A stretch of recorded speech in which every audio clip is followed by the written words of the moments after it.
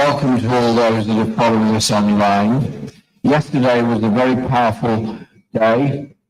Very strong evidence was given by a lot of people, and I want to thank all those that came yesterday as witnesses and gave such well-informed and powerful statements, which will obviously be included in the report that we do and the proposals that we make at the end of all this. I want to say thank you to the team that have worked so hard to put this together, both from the Peace and Justice Project and my own office, and of course from the many volunteers who've done so much to help us yesterday and today. Over 20,000 people were following us online yesterday, and we will be putting together a video report of the whole 2 days, which again will obviously be very widely available. We're adopting the same pattern as yesterday, where we'll introduce witnesses 3 at a time with a maximum of 15 minutes in total for each witness. That's roughly speaking 10 minutes for the statement and up to 5 minutes for questions. And I'm very grateful to all of those that gave evidence yesterday for giving very concise, very precise statements. Nearly everybody was absolutely within the 10 minutes, which helps us a great deal to keep to the timetable that we've set, because it's unfair on later witnesses if it overruns too early in the day. So the first panel this morning I want to introduce is Matt Kennard, British investigative journalist and author, co-founder and former head of Declassified UK, an outlet dedicated to in-depth reporting on British foreign policy, and also author of The Irregular Army and the Racket, who works examining global militarism and corporate power. Matt, welcome and thank you very much. I'll introduce the other 2 witnesses and then we'll start hearing from you first, Matt. Fawz Khan, a leading barrister, over 30 years experience in criminal law, recognised as highly experienced advocate, and dealing with very serious and complex cases, including homicide, terrorism, and fraud. He's been active in legal education, advocacy training, and human rights work. And lastly, Mark Smith will be giving evidence as a British civil servant who resigned from his role in 2024 in protest of British arms sales to Israel. At the time of his resignation, he was working as a policy advisor at the Foreign, Commonwealth and Development Office, and his decision followed reports of UK manufactured arms being used in Israeli military operations in Gaza. They're all very welcome. Matt Kennard to start, please. And Matt, thank you very much for coming and giving us your time. Thanks for having me. Speak very close to the microphone, please. Okay, I'll start by just saying that the title of the tribunal is an inquiry into British complicity, but I've been covering the military and intelligence support to Israel the last nearly 2 years now during the genocide. And I think I used the word complicity for a while, but having looked at the evidence and studied it and investigated it, I think it definitely crosses the line to participation. The UK government, through its different military and intelligence agency, has been a participant, and I'm going to display how now. So I've got a slideshow just to help the presentation. The first one, this is the picture of RAF Akrotiri, which is a huge airbase on Cyprus, which the UK retained when Cyprus got independence in 1960. There's also a huge intelligence station in the east of the island called Dekelia. And RAF Akrotiri became very quickly the central international site for supporting and supplying Israel's genocide in Gaza. That's a picture I took, actually, because I went there in 2022, and it's just to demonstrate how big it is and the security. So I went to get an interview. They wouldn't give me one, obviously. So I drove around trying to get as close as I could, and that was as close as I could get. That's a gate that leads onto the airbase, which you can see in the distance, and it says, keep out, you're not allowed to take a photo. So obviously I had to take a photo. Then that's Dekelia, which I also went to in the east of the island. Again, so we know quite a lot now about RAF Akrotiri's role. We know nothing about the intelligence role that has been done at Dekelia. And also important to say that US personnel are at both locations as well. They're both unofficially joint US-UK bases. Okay, so this is a picture early on of a military transport flight that went to Israel from Akrotiri. This is a RAF one. Now, this was in November 2023. And initially, the UK government refused to say how many RAF planes were going to Israel. So I started looking at flight tracking websites and started seeing that they were going nearly daily. Now, these are huge military transport vehicles, the A400Ms and C-17s. They can carry tanks, helicopters, all sorts of weaponry and personnel. Eventually, after my investigations, a question was asked in Parliament, and you can see how many RAF planes went. These are the huge military transport planes. Kenny McCaskill, MP, asked, and by early February 2024, 48 RAF planes had flown to Israel since the 7th of October.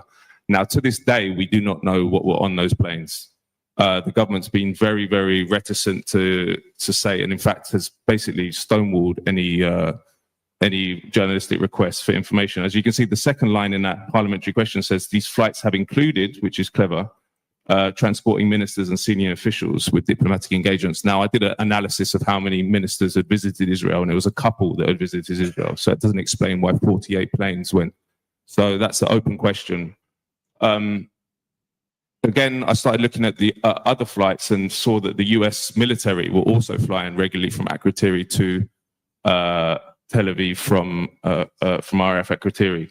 Again, we knew from other reporting that these were carrying weapons, huge amounts of weapons. And in fact, at the time, early on in the genocide, Haaretz, the Israeli newspaper, said that Cyprus and RAF Akrotiri had become the international hub for supporting Israel. Then early on, so this is October 27, so soon after the genocide began, it was reported that the SAS had deployed to Cyprus. SAS are the highly secretive special forces that are run by the Ministry of Defense. And the day after that happened, the UK military sent out a D-notice. A D-notice is a censorship order sent out by the UK military and intelligence services to media. That was on the 28th. You can see the date. The day before was the story in The Sun. So since that day, since the 28th of October 2023, we have had zero information about what UK special forces have been doing in Israel and potentially Gaza. So again, a huge open question, but suggests participation on a big level, I believe. Knowing what I do about the SAS and how they operate, I imagine they definitely had an advisory role on the ground invasion and could potentially have been on the ground in Gaza. We don't know. As you can see, one of the lines in that is this notice, this censorship notice, aims to stop any information being released about special forces and other MOD units engaged in security, intelligence, and counter-terrorist operations. So basically, it's saying a blanket censorship order for all, not just special forces, but all MOD operations to support Israel. And then at this time, I also started noticing that spy flights were being sent from RAF Akrotiri, and that's a picture of one. So they announced, the British government announced in December 2023 that they were going to start spy flights over Gaza in support of Israel. They didn't say where they were going from, how long they were going to be in the air, or what plane. I found that they were going from RAF Akrotiri. They were Shadow R1s, planes whose capabilities include target acquisition for military strikes. And that's one. They were going nearly daily, and they're still going nearly daily. Actually, there's a video of one. So they always turned off their transponder over the sea, so we could never see what they were doing over Gaza. But that changed very recently, in fact, in July, because the Labour government secretly contracted out these operations to a US company called the Sierra Nevada Corporation. And this new plane, which was the same model, so Beechcraft King Air 350, came from the United States to RAF Akrotiri and arrived in mid-July. From 20th of July to 25th of July, it was escorted over Gaza by an RAF plane, the same RAF plane, and then started flying by itself. And the new pilot who worked for the company, the contract was for the RAF, forgot to turn off his transponder for the first time, so we knew what was going on. Now, this is the flight path, and I think this should be evidence in a war crimes trial, because the UK government, when they had to defend it, which they haven't much because the British government haven't been probed by the journalists at all, always say it's for hostage rescue.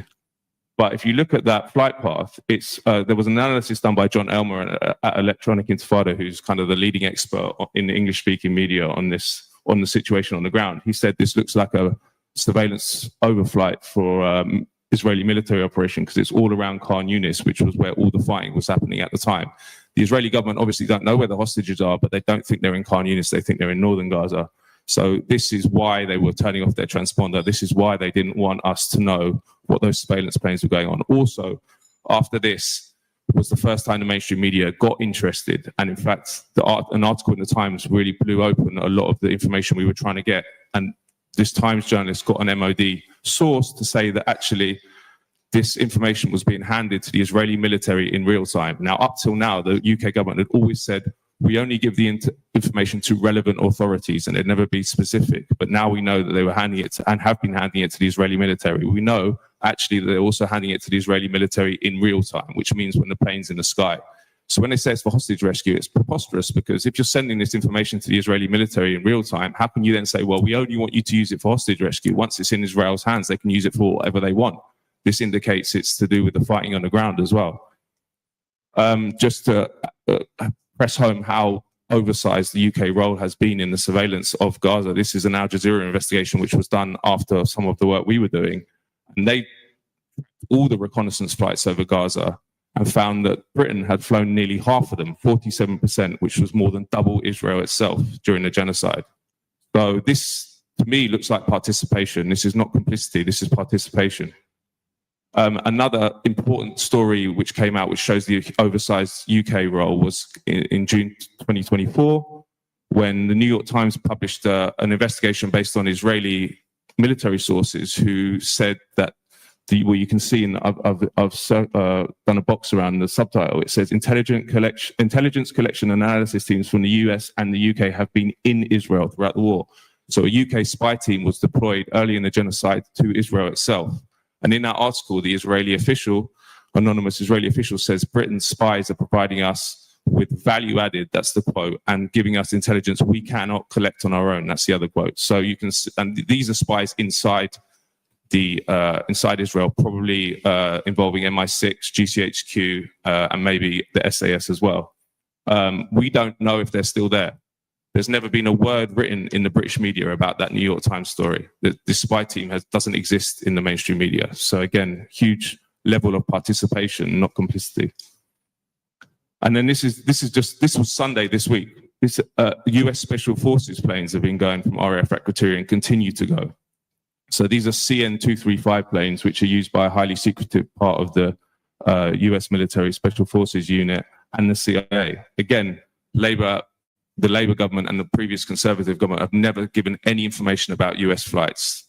They don't even tell us how many are going. They don't tell us about the planes. They don't say what they're carrying. So again, we don't know what they're carrying. These are going regularly at the moment, these US Special Forces planes. They land in Israel and then fly back to Akrotiri about an hour later. So they're clearly dropping something off or picking something up. Again, we don't know. I don't think I've got much time, so I'll just finish quickly on the weapons side of things, because obviously the participation in, if you're sending large amounts of weapons. Now, the Labour government realised early on that they were probably being told by lawyers, look, you are complicit in this, and you're liable to face charges. So the Labour government announced these suspensions, 29 arms license suspensions of 350 arms licenses, so about 8% in September 2024. We found, and we published a story, that actually this was essentially a lie, and it was a fraud and a farce. And in fact, from September 2024, the month that they announced those, to February 2025, they sent over 8,000 quote-unquote munitions of war to Israel, including all the most serious munitions you can think of. And we only found this out through Israeli customs data. So the image that the Labour government has tried to present, that they are not providing weapons that can be used in Gaza, is a lie. Secondly, obviously, they carved out the F-35 parts, which is one of the major bits of technology that's being used to get the genocide done. So again, doesn't make any sense. And then, sorry, I'll finish with this. This is another huge part of the participation and complicity, which is the Israeli Air Force planes that have been landing in Britain. Now, again, these aren't registered. Their takeoffs and landings aren't registered on any commercial flight tracking websites. We track them through transponder data. And we found that Israeli Air Force refueling planes that were refueling fighter jets over Gaza were landing in the UK. at RAF Bryce Norton on the way to the United States and back again.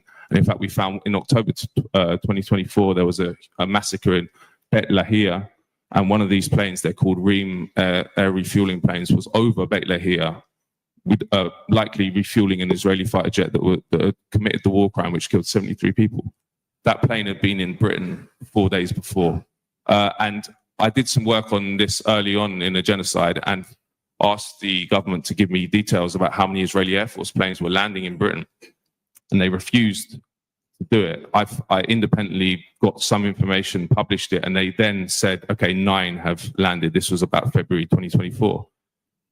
As the same question was asked in Parliament again a couple of months later, and they refused to give information about it. So they changed the policy again, and now Labour is refusing to give any information about Israeli Air Force planes landing. So this is a huge area of complicity. We don't know why they're landing. Are they refueling, dropping stuff off? But anyway, if you're talking about planes that are being operated by a military whose defense minister former defense minister has an arrest warrant from the ICC, and you're allowing these planes to land in your country, then you are complicit in what is going on. So, yeah, I think. Matt, thank you very, very much for that very powerful presentation. Questions from my colleagues? Neve. Thank you so much. Do you have any idea of what they're trying to gather? Is it SIM cards? Is it what are they trying to do through these kind of flights over Gaza?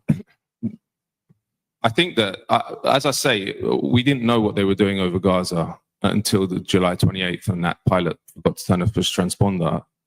And that evidence clearly shows, I believe, that they are involved in the military campaign.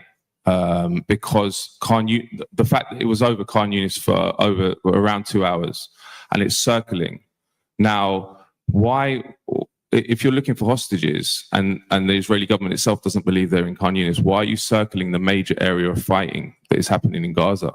Doesn't make any sense. Secondly, as I mentioned, that Times article revealed that they're handing this intelligence to the Israeli military in real time. So the idea that it's just for hostage rescue is preposterous, doesn't make any sense. And the reason they say that is because they know that this is participation in war crimes. And you can't, even in a court of law, if you were asked, well, why were you handing all this intelligence to a power that was committing regular war crimes?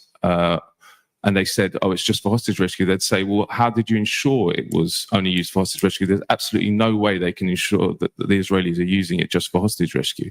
Plus, so I think it is part of the military campaign. That's what I believe. I also believe that spy team in Israel is crucial to the UK spy team deployed inside Israel is crucial to the whole operation, military operation. And it just goes to show, and the reason there's so much secrecy around it. The reason we've only been able to find this out is through novel journalistic techniques. There's been no disclosure from the government. It's because they know that when the verbiage, the propaganda is cleared away, it shows clear participation. They are a participant. They've done nearly half of the surveillance flights and I believe they're overflights for the Israeli military campaign. So I think they're collecting information on the ground to help Israel in their genocidal war against the Palestinians.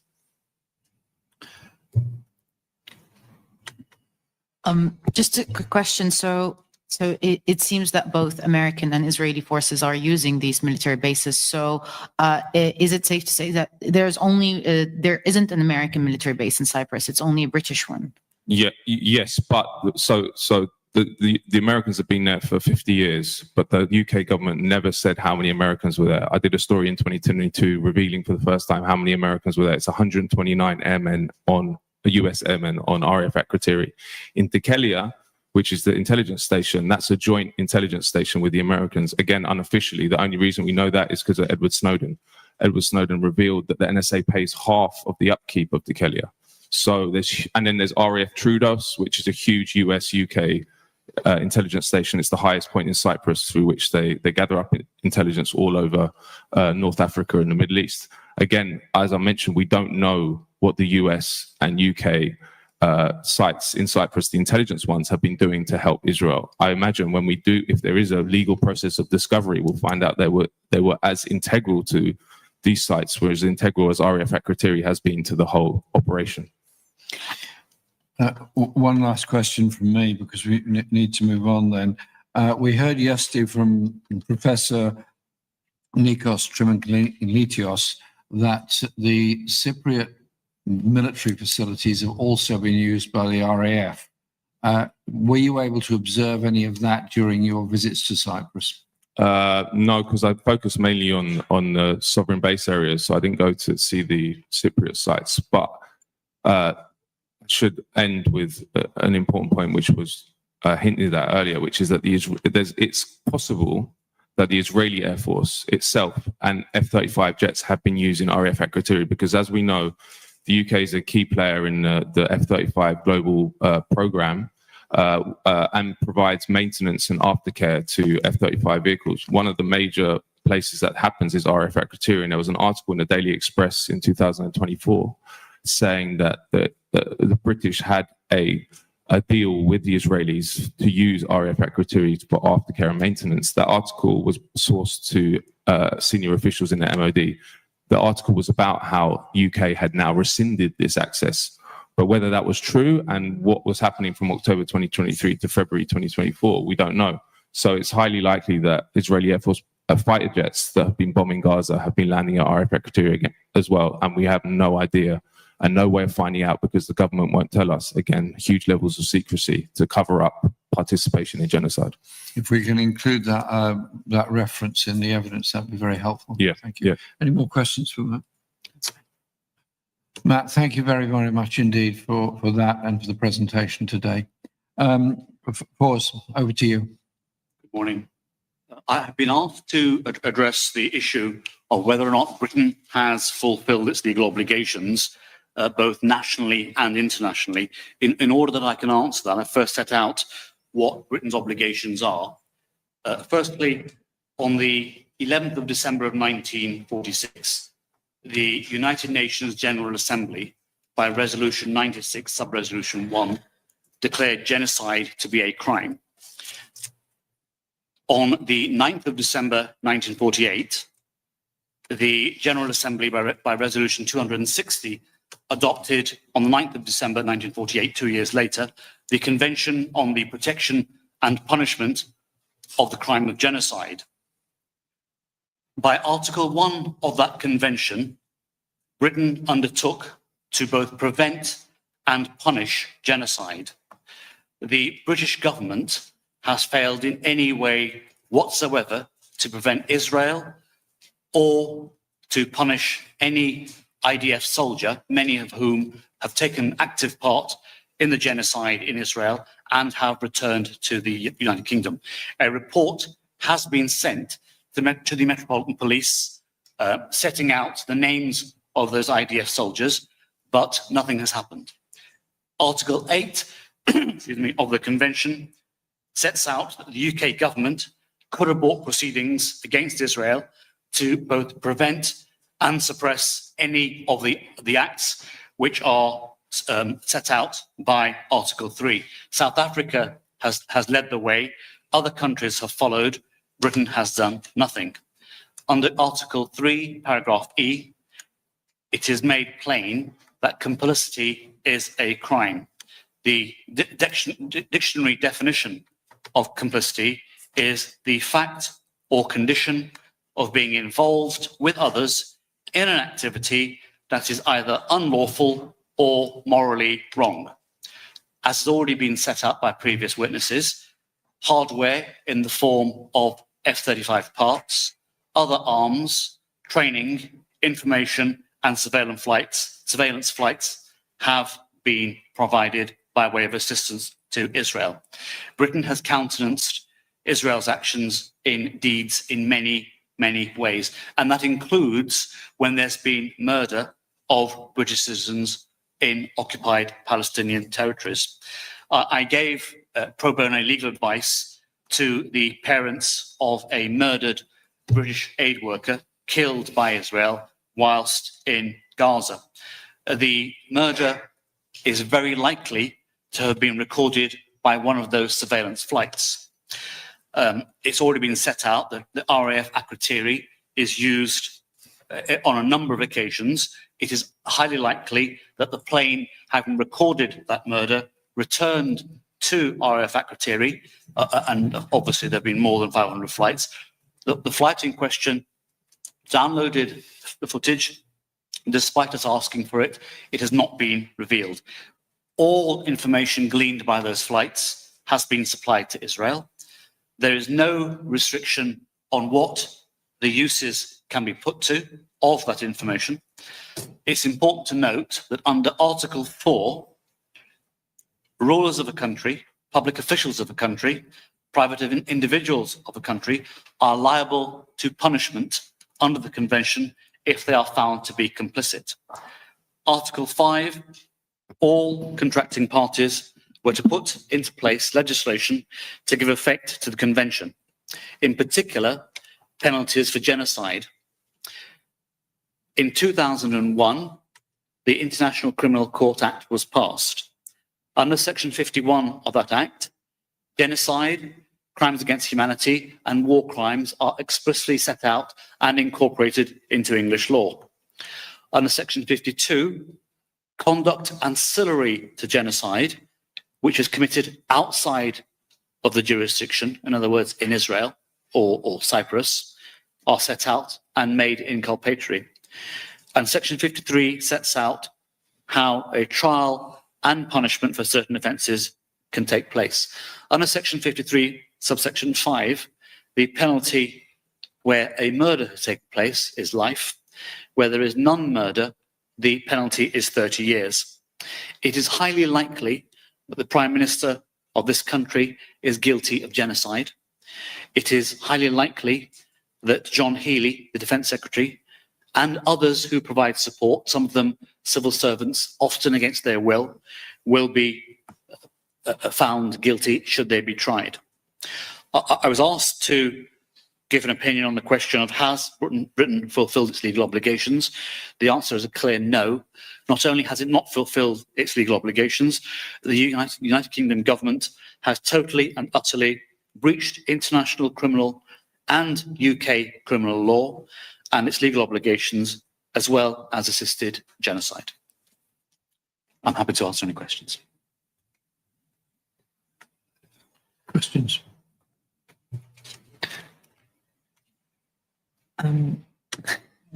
So if I understand correctly, you represent the Henderson family. I do. And Henderson is a British citizen that was killed in the Gaza Strip. He was an aid worker. He went out to do some voluntary work. He was in a 4x4 vehicle. There were several vehicles partaking in the work that they do by the provision of aid, and an Israeli drone fired upon them. It is highly likely that the information which was provided to the Israelis, which caused that strike, came from a plane flying over Israel from RAF Akrotiri. And so you have been representing the family, and it is in your opinion, through the interactions from the past several months that you have been doing this, that instead of defending and finding the truth about how a British citizen that was volunteering in Gaza to provide food for hungry people and was killed, that the British government is more interested in defending Israel than it is for finding the truth about the citizen, its own citizen that was killed in Gaza. Absolutely right. And it's not singly that one citizen. There are a plethora of citizens from this country who have been killed. And you're absolutely right in what you set out. But in addition to that, the British government have shown almost a hostility towards those families. For example, I specifically wrote to the Prime Minister and asked that the family are given an audience with either the Prime Minister or the Foreign Secretary or the Secretary of State for Defence. That took many, many months to come back, and they were told no. Eventually, after much haranguing, they said yes. They said, we'd like to be legally represented. Can our lawyers come? There's an explicit no. That can be starkly contrasted with what happened when families of hostages were asked to come to Number 10. And they were invited to bring their legal counsel with them. And they had King's Counsel with them. They had solicitors with them. Two different ball games, absolutely entirely. So in your opinion, there is a cover-up that is going on here, and that is the reason that the UK government is not willing to address the killing of its own citizens. We have specifically asked on a number of occasions, can we have the footage? Can we have the data of the plane that flew over when the aid workers were killed? We've been told no. So whether that's a cover-up, I'm sure you can give an opinion on, but it certainly comes across as a cover-up to me. Sure. Based on the evidence that you just provided, you argued that based on the criminal law as we know it, we would be able to find officials in this country complicit of genocide, if not directly participating in it. What would be the limitations of taking this case forward in courts today? Genocide is a highly politicized crime. In order that any prosecution can start, the Attorney General has to give his consent. Without his consent, the case will be stopped immediately. It is highly improbable that the current Attorney General would give his consent, even though he is a highly esteemed human rights lawyer, because he would be stopped. He would be told, you cannot give consent. If he did, it would be possible that he lose his role. Therefore, it is in reality highly unlikely that those who are guilty, especially in the upper echelons of the British government, and I mean Starmer, I mean Healey and other secretaries of state who've taken part, it is highly unlikely that they would see the inside of a dock. If they were, and the evidence was fully presented, it would be very probable that each of them would be facing a sentence in the region of around 30 years. So it is safe to say that in this case, it is political rather than legal considerations that do not facilitate accountability despite the strength of the case, or at least facilitate the capacity for the British public to see the procedures of the law take their course. Absolutely. Before any case, be it the smallest case, be it shoplifting, dropping litter, or whether it be murder or terrorism in this country, the Crown Prosecution Service conduct a two-pronged test. The first test is there evidence to show that a crime has been committed? If that evidence is if that evidence is present, then the second test is it in the interests of the public? Is there a public interest that a person is charged? Applying that two-limb test to what has happened in Israel, the first limb can overwhelmingly be fulfilled. There is clear, independent, third-party evidence, both nationally and internationally, that senior officers of this government, public officials, have committed both genocide and war crimes. So limb one is fulfilled. Limb two, is it in the public interest? I can see no greater public interest than war criminals and people who partake in genocide are punished. Example, well, there's precedents. World War II. There was not the slightest hesitation in those who took part in killings in death camps were prosecuted and executed. So the only question that is left to be answered is why, if the essential underlying two limbs are fulfilled for a valid prosecution to take place in this country, is there no prosecution taking place? The sole answer is political power. In fact, the establishment of the Nuremberg process in 1946 was a novel procedure at that time, and that has then set the benchmark for international law on war crimes and crimes against humanity, and that has stood the test of time. We're still there 80 years later. Absolutely. It's still in operation. One question for you, and thank you very much for your evidence for us. You said that you believed there was an RAF overflight at the time of the killing.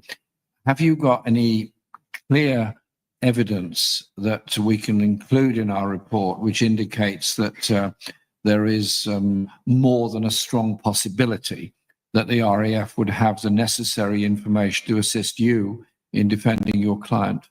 We've been told there was a flight, but they refused to answer anything further. There are inferences to be drawn from a refusal. If it wasn't the case, in other words, if there was either 1, no flight, 2, no information, and 3, no information relevant to what we are interested in other words, the murder of these aid workers, why on earth would anybody go to the length which the British government have gone to hide something which on their version of events may not even exist? It is the easiest thing in the world to say, we will open our books to you, have a look, we've nothing to hide. But they've closed their books and said, effectively, there's nothing to see here. Well, the whole reason for us asking is to see if there is anything. The fact that you say there is something, but we can't show you, leads us, and indeed leads any reasonable person, to the irresistible inference that there is something to be seen there. 2 quick points to follow that. Have you done an FOI request, and are you able to get a court order requiring the RAF to reveal that evidence? There will in due course be a coroner's inquest. Because of the complexities and because of the shifting sands, that will take a minimum of 18 months, could be up to 3 years. It is only when that happens, and we are in a coroner's tribunal, that will take place. But we hope eventually, yes. Thank you very, very much for very, very powerful evidence, and thank you for giving us your time today. It's much appreciated. I'd now like to invite Mark Smith to give his evidence. That's online, I believe, isn't it? Do you want to say that he's not showing his face? Do you want to say why he's not showing his face? Mark will be giving evidence, but it will be a voice evidence only at his request. And we've obviously agreed to that. So, Mark, you're very welcome to the tribunal. And thank you very much for giving us your time. We look forward to hearing your statement this morning. Thank you so much for having me. Can you hear me okay? We can hear you fine. Thanks, Mark. All right. Well, good morning, everyone, and thank you for having me here. My name is Mark Smith. I was formerly the lead official on the UK Arms Export Licensing Report. This is the report which assesses whether the government is legally compliant in exporting arms to certain countries, and it's particularly used when a given country is involved in an armed conflict. So my role was to gather all of the relevant information on the situation, the airstrikes, civilian casualties, the precision of the weapons being used, as well as any kind of diplomatic efforts that were being made by the UK or the country in question.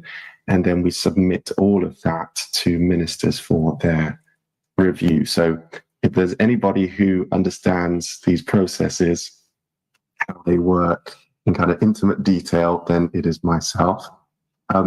And I wanted to speak today because what I witnessed while working on that report was profoundly concerning.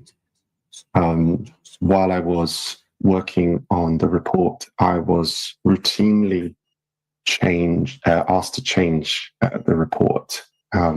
This was not to correct mistakes or to ensure accuracy, as would normally be the case with a civil service report, but I was actually asked to alter the wording, placement of paragraphs, and to omit key information so that it, quote unquote, sounded less bad.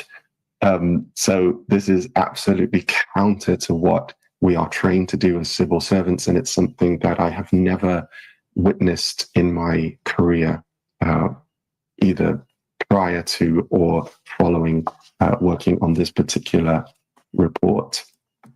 So I was routinely asked to go to senior directors' offices and told to, quote unquote, make the situation look less bad. So those sections that I'd written, which talked about civilian casualties, for example, I was asked to kind of play them down, make them smaller, put them towards the end of the report and so on. While paragraphs that talked about the kind of so-called efforts that we were making to improve the situation or to improve the precision of the weapons and so on, were asked to be expanded and put, at the front. And there was, maybe several paragraphs on those, and then just like one line on the more negative aspects of the event. It was also fully understood in the department that we would have these conversations in person and not want those conversations to be requested by a court. So for anybody listening here, there have been hundreds, if not thousands, of conversations within the walls of the Foreign Office on the most controversial aspects of our arms sales policy, which will never be seen by the public, which will never be put into a court, even a closed court, because we have them in person. So I was very, very, very troubled by this, and I raised it at the time.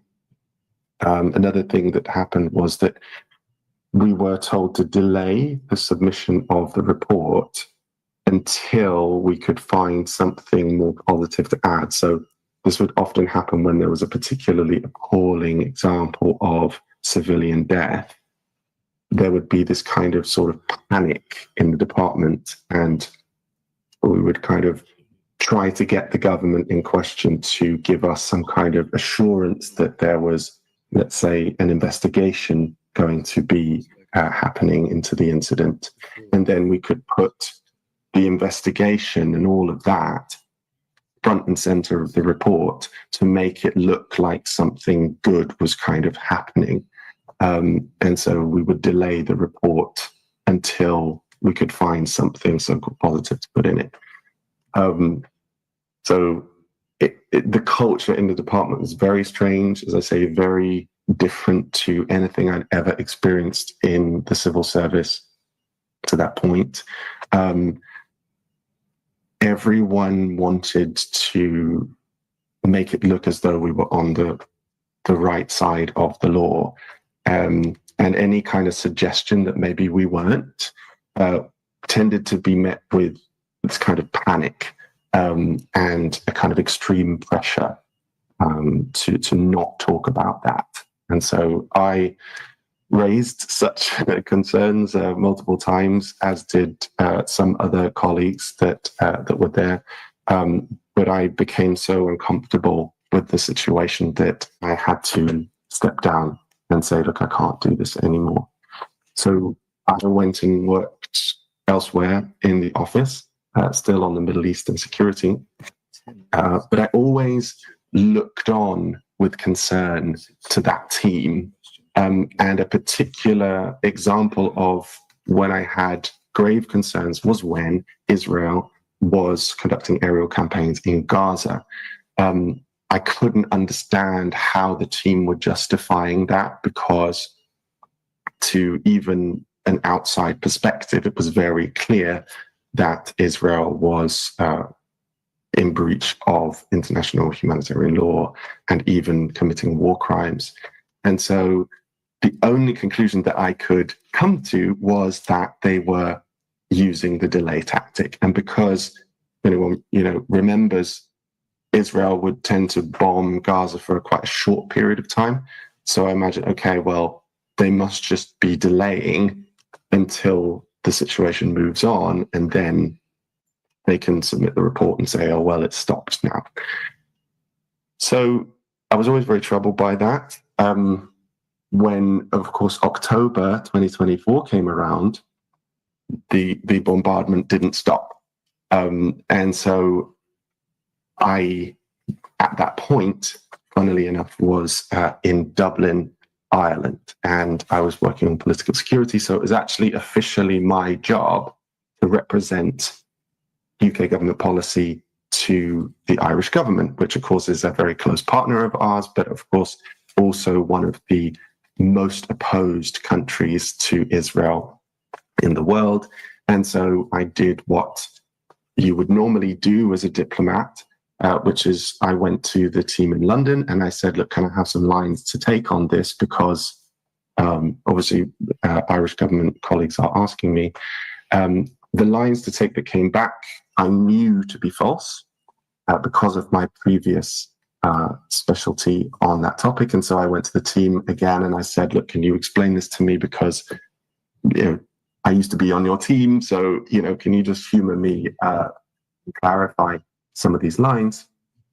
At that point, I was met with a barrage of angry emails by legal advisors, warning me off from talking about it, asking me why I was asking all of these questions, and again, telling me off for even writing down my concerns. And so at that point, I realized this is exactly what used to happen when I was on the team. And so I was very, very concerned. I went to my line manager, I went to my ambassador, and I eventually went to the internal whistleblowing team within the Foreign Office. And they were very good, but even with the whistleblowing team, I still got ignored by the Israel-Palestine team, the arms export licensing team. It took months and months and months. I kept asking and asking and asking, and they refused to talk to me. They refused to write anything down. They obfuscated and delayed, and it was very, very clear that I was being blocked out. I also, at that time, asked to be put in contact with some of the other civil servants who I understood had raised concerns. I was told by HR in an email that I was not allowed to speak with them. And that was very shocking. Eventually, I got a meeting with a very senior director in the Foreign Office who completely fobbed me off. Again, it was insisted that this must be a verbal meeting. He refused to write anything down. I set out all of the reasons in detail why it was absolutely impossible to suggest that we were acting legally by continuing our arms sales to Israel. And he simply replied with, well, thank you for raising your concerns, and we will consider them very carefully. And I said, no, I need an answer. I'm your colleague. I'm a fully cleared diplomat. I'm responsible for representing this. I need an answer. And he said, oh, I'm sorry that, this is out of the scope of this meeting and so on. So I knew that it was a complete fob off. So I decided to write to the head of the Foreign Office, the PUS, and also the outgoing and incoming foreign secretaries, because they were crossing over at the time. And I wrote to them saying, I have evidence of serious illegal activity taking place in the Foreign Office. That was in the subject line. It was made very clear, and they both ignored me for months. I followed up with their private secretaries, and they completely ignored me. So the only choice I had was to resign, which was very disappointing. What I've learned from this is that this system is completely unfit for purpose. There's no oversight. There's no independent governance. It's all left up to civil servants under immense pressure from ministers. And I think ministers are kind of hamstrung by their alliances with the USA and so on. So if it were up to me, I would focus, I think, on civilian boycott. This worked in the South Africa apartheid. I think it can work in the Israeli apartheid. A lot of people are concerned by what they see in Gaza, but they don't necessarily make that link between what's happening on the ground and their consumer choices. So those are some brief perspectives as far as I'm allowed to say. That's probably about 5% of what I could actually say, but obviously as a government official, I'm very, very limited. I thank you for the opportunity to be with you today, and I would be happy to take some questions if you have them, although I may not be able to answer depending on the nature of the questions. I'll leave it there. Thank you so much. Mark, thank you very, very much for that very powerful statement you've given us. I don't know if my colleagues want to relate any questions now. Would you rather communicate later on? Maybe privately. Huh? Maybe we can communicate them later. Yeah. Okay. What I think we'll do, Mark, when we're preparing our report, if we can contact you at that point with any further questions we'd like to put to you, would that be okay? Sure, yes, I'd be very happy. Thank you. Thank you very, very much for the evidence you've given us this morning. It's been very, very helpful and very powerful. Could I say thank you also to Matt and to Faz for their evidence they've given today. Very powerful, and we'll include it in our report, and we'll now move on to the next session. Thank you very much indeed. Our next speakers or witnesses are Fran Heathcote. Fran Heathcote. Fran is a British trade union leader and the current General Secretary of the Public and Commercial Service Union, one of the UK's largest unions representing civil servants and public sector workers. She previously served as president of the union before her election as General Secretary in 2023. Welcome, Fran. Following Fran, we will have Dr. Sarah Husseini, who is a director of the British Palestine Committee, an independent policy group offering a British Palestinian perspective on UK policy toward Palestine. She previously served as an advisor to senior officials within the PLO and the Palestinian ambassador to Germany. Dr. Husseini sits on the board of Build Palestine, the Britain-Palestine Media Center, and the Palestine Institute for Public Diplomacy. And finally, Eyal Weitzman, who is the founder and director of the Forensic Architecture and professor at Goldsmith University of London, where in 2005 he founded for research the Center for Research Architecture. In 2007, with Sandy Hilal and Alessandro Petti, he established the architectural collective DAR in Betzahur, Palestine. Thank you all for agreeing to come and give us testimony. Fran, the floor is yours. By way of introduction, PCS represents around 190. Can you go closer to the microphone, please? Oh, I'm sorry. Is that better? Yeah. By way of introduction, PCS represents around 190,000 members working mainly within the civil service and its related areas.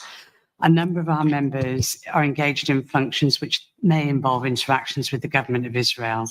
So, for example, we have members working in the Foreign Commonwealth Development Office, Home Office, Ministry of Defence, and the Department of Business and Trade. So our role, first and foremost, PCS exists to protect and promote the interests of its members. The vast majority of our members are civil servants who have obligations under the Civil Service Code and their contracts of employment to implement government policy. However, it's often the case that the functions that our members are asked to perform are not in their interest. It's here that the trade union steps in to represent them collectively. It is also the case that the policies of the union, democratically decided on an annual basis at our conference, often conflict with government policy, and PCS therefore often campaigns against government policy. So to give an example of such a campaign, PCS represents members of the Home Office. Those members are responsible for implementation of the asylum and immigration system. PCS considers the system to be oppressive and inhumane, and we campaign for a more progressive system. In recent years, we've taken judicial review action in respect of that system, which prevented the government from instructing our members to perform a dangerous pushback manoeuvre on small boats in the English Channel, which would have undoubtedly cost lives. We prevented the government from unlawfully deporting refugees to Rwanda, with the Supreme Court confirming that that policy was unsafe and unlawful. And in respect of these campaigns, we are clear that we are campaigning for a more progressive government policy, that we are standing in solidarity with the victims of aggressive government policy, and that we are campaigning to protect and promote the interests of our members in order to prevent them from having to work in such hostile environments. So our position on Gaza then, for some considerable time, PCS has been raising concerns across various government departments and with the Cabinet Office regarding the situation in Gaza and the implication for our members. We have been raising those concerns on behalf of PCS members who have been raising their concerns with us. So why is that an issue for PCS? Our primary purpose, as I say, is to promote and protect the interests of our members, and we don't believe that it is in the interests of our members to be placed in situations where they're potentially being asked to act in breach of the law and their obligations under the Civil Service Code. We're also keen to ensure that our members' rights and freedoms are protected. We're also clear that we stand in solidarity with the people of Gaza who are experiencing unimaginable horror. As a progressive organisation, PCS will do all it can to stop war and to facilitate peace. So our concerns specifically are the following. We've been raising concerns about the legality of the work being undertaken within the civil service and its related areas, which involves interaction with the government of Israel. Our members' obligations and the employer's interpretation of them under the Civil Service Code, on our members' rights and freedoms, particularly in respect to the Equality Act 2010 and the European Convention of Human Rights.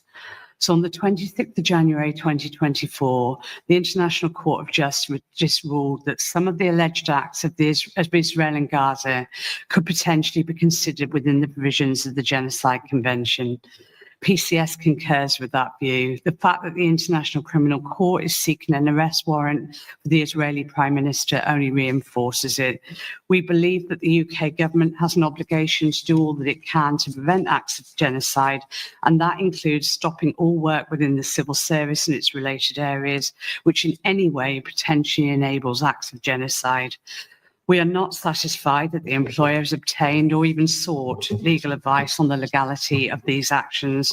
For example, in continuing to approve arms export licenses to Israel and in continuing with negotiations on a free trade agreement with Israel. PCS also believes that in forcing our members to continue to undertake work involving interactions with the government of Israel, the employer is potentially putting our members in a position of conflict given their various obligations under the Civil Service Code. We believe that the employer is also potentially asking our members to act in contravention of the law. We further believe that across some areas of the civil service and its related areas, the Civil Service Code is being used to prevent our members engaging in activity to help the people of Gaza. We believe that it's been interpreted by the employer in an overtly restrictive and potentially unlawful manner that interferes with our members' rights under the Equality Act 2010 and various articles of the European Convention of Human Rights.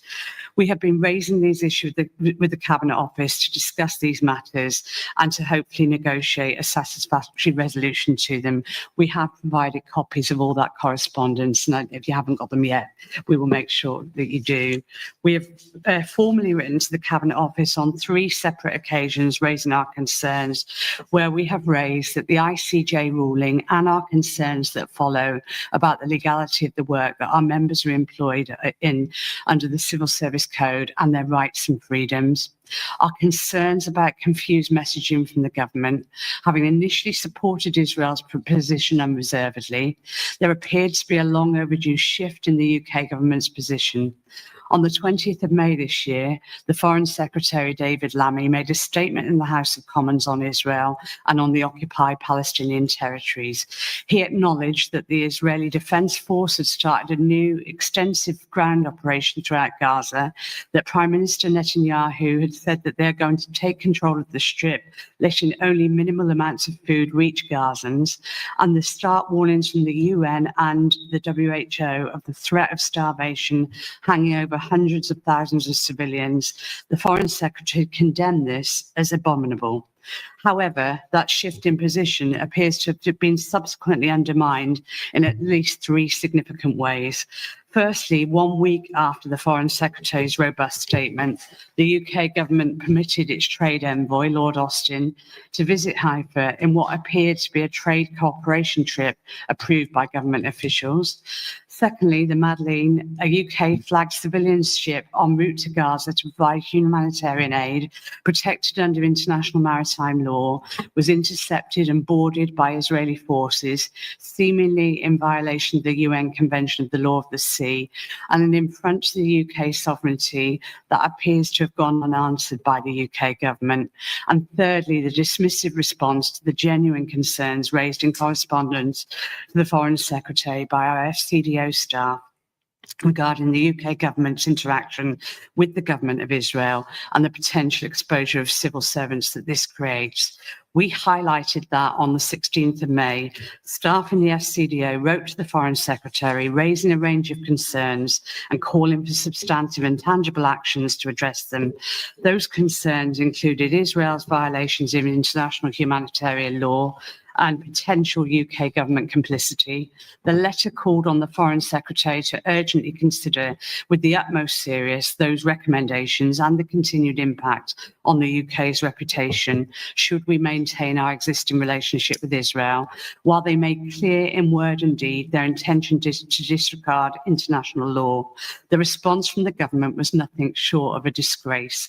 The response offered FCDO staff conversations with HR and counsellors. That is simply not a serious proposition to address the genuine issues raised by the staff of potential complicity in genocide. It went on to suggest that civil servants may wish to resign if they're uncomfortable with what they're being asked to do, and that is simply reprehensible. It is a dereliction of duty and a startling ignorance of the provisions of the Civil Service Code, which require all civil servants to act in accordance with the law, including international law. We said that such confusion cannot be allowed to reign on such serious matters. Civil servants must be able to clearly understand what the government's position is if they're going to fulfil their roles and obligations. Subsequently, in Gaza, since our correspondence began, those concerns have only been magnified, including the acts of the government of Israel, some of the statements made by its ministers and spokespersons, making it blindingly obvious that potential war crimes and acts of genocide are underway. The latest figures from the Ministry of Health in Gaza indicating that 54,607 Palestinians have been killed and 125,341 wounded. UNICEF considers that 14,500 Palestinian children in Gaza have been killed by January, and many more will die from military aggression and an effective aid blockade should Israel's siege of Gaza be allowed to continue. Our annual conference decision in May confirmed that view, that we are committed to support the Palestinian people in their struggle to achieve freedom from Israel's cruel and unjust apartheid system and the achievement of a free and independent state. Our conference agreeing that no member should be put at risk of being liable for aiding or assisting genocide as a result of working on or actioning British government arms export policy and licenses to Israel, and that we would fully back any member facing any sort of disciplinary action for refusing to act or work on an arms export license to Israel. So in conclusion, the Civil Service Code obliges our members to act with integrity, including complying with the law and upholding the administration of justice, with honesty, including setting out the facts and relevant issues truthfully, objectivity, including not ignoring inconvenient facts or relevant considerations when providing advice or making decisions, and impartiality, including carrying out responsibilities in a way that is fair, just, and equitable, and reflects the civil service commitment to equality and diversity, and including not acting in a way that unjustifiably favours or discriminates against particular individuals or interests.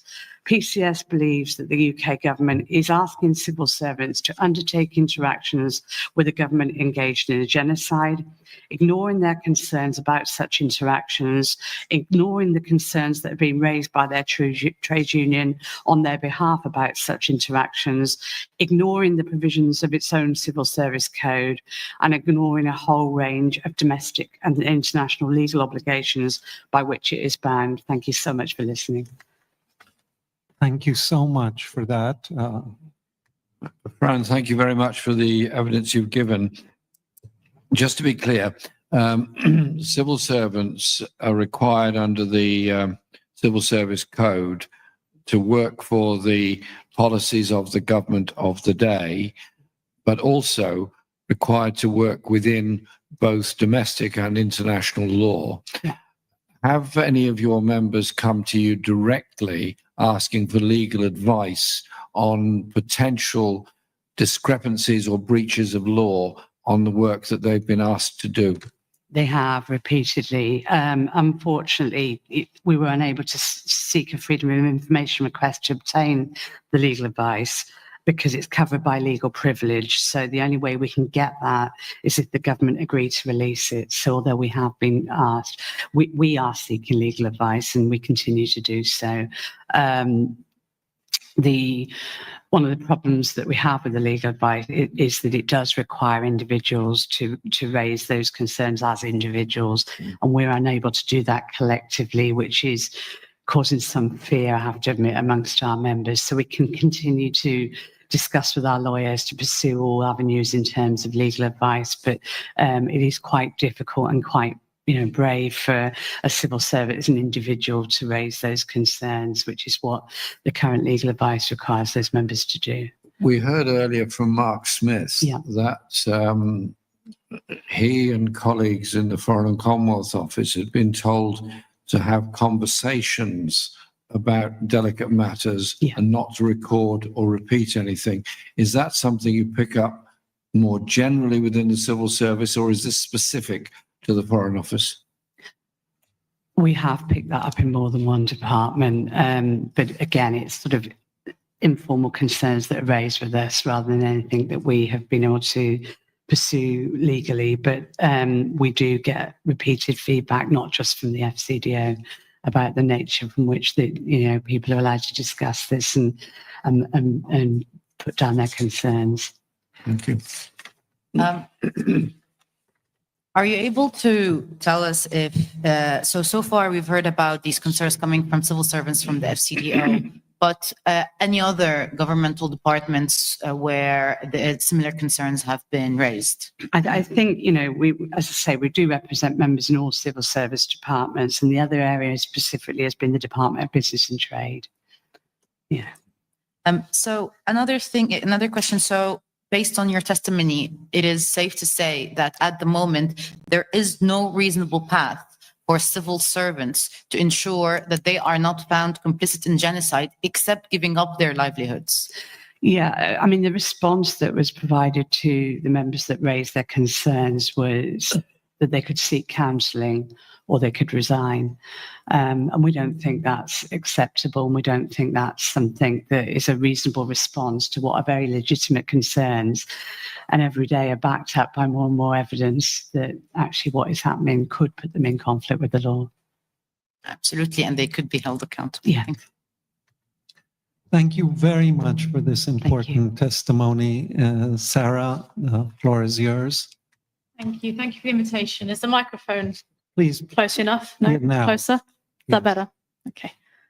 I'd like to start, I think, by taking a moment to pay tribute to the courage and the civic commitment of our people in Gaza, the healthcare workers, the journalists, the recovery teams, the communities who are really embodying the very definition of humanity. Now, while the national emergency that we as a Palestinian people are facing today is unprecedented, it cannot be seen as an aberration. Rather, the past 2 years of mass murder, starvation, and forced displacement that have occurred during this ongoing live stream genocide are the culmination of a process more than a century old. Since the very foundation of the State of Israel premised on the mass ethnic cleansing of Palestinians, successive Israeli governments have advanced twin goals of maximizing domination over the land between the Mediterranean Sea and the Jordan River, while ensuring the fewest number of Palestinians remain on it. A principle that was just repeated publicly by the Israeli Minister of Finance almost verbatim just this week. Now, throughout this time, Israel has relied upon the support, diplomatic, military, economic, and ideological, of a handful of powerful states. Britain, often historically miscast as innocent bystander, hapless arbiter, or even tragic victim, has in fact been remarkably consistent in aiding and abetting Palestinian dispossession. Britain's first Labour Prime Minister Ramsay MacDonald gave the Balfour Declaration, quote, his full backing in 1917. Then, at its annual conference in 1944, the party adopted a resolution endorsing the ethnic cleansing of Palestine, making, quote, transfer of population, end quote, in which Palestinians would be, quote, encouraged to move out, quote, of their homeland, official Labour policy.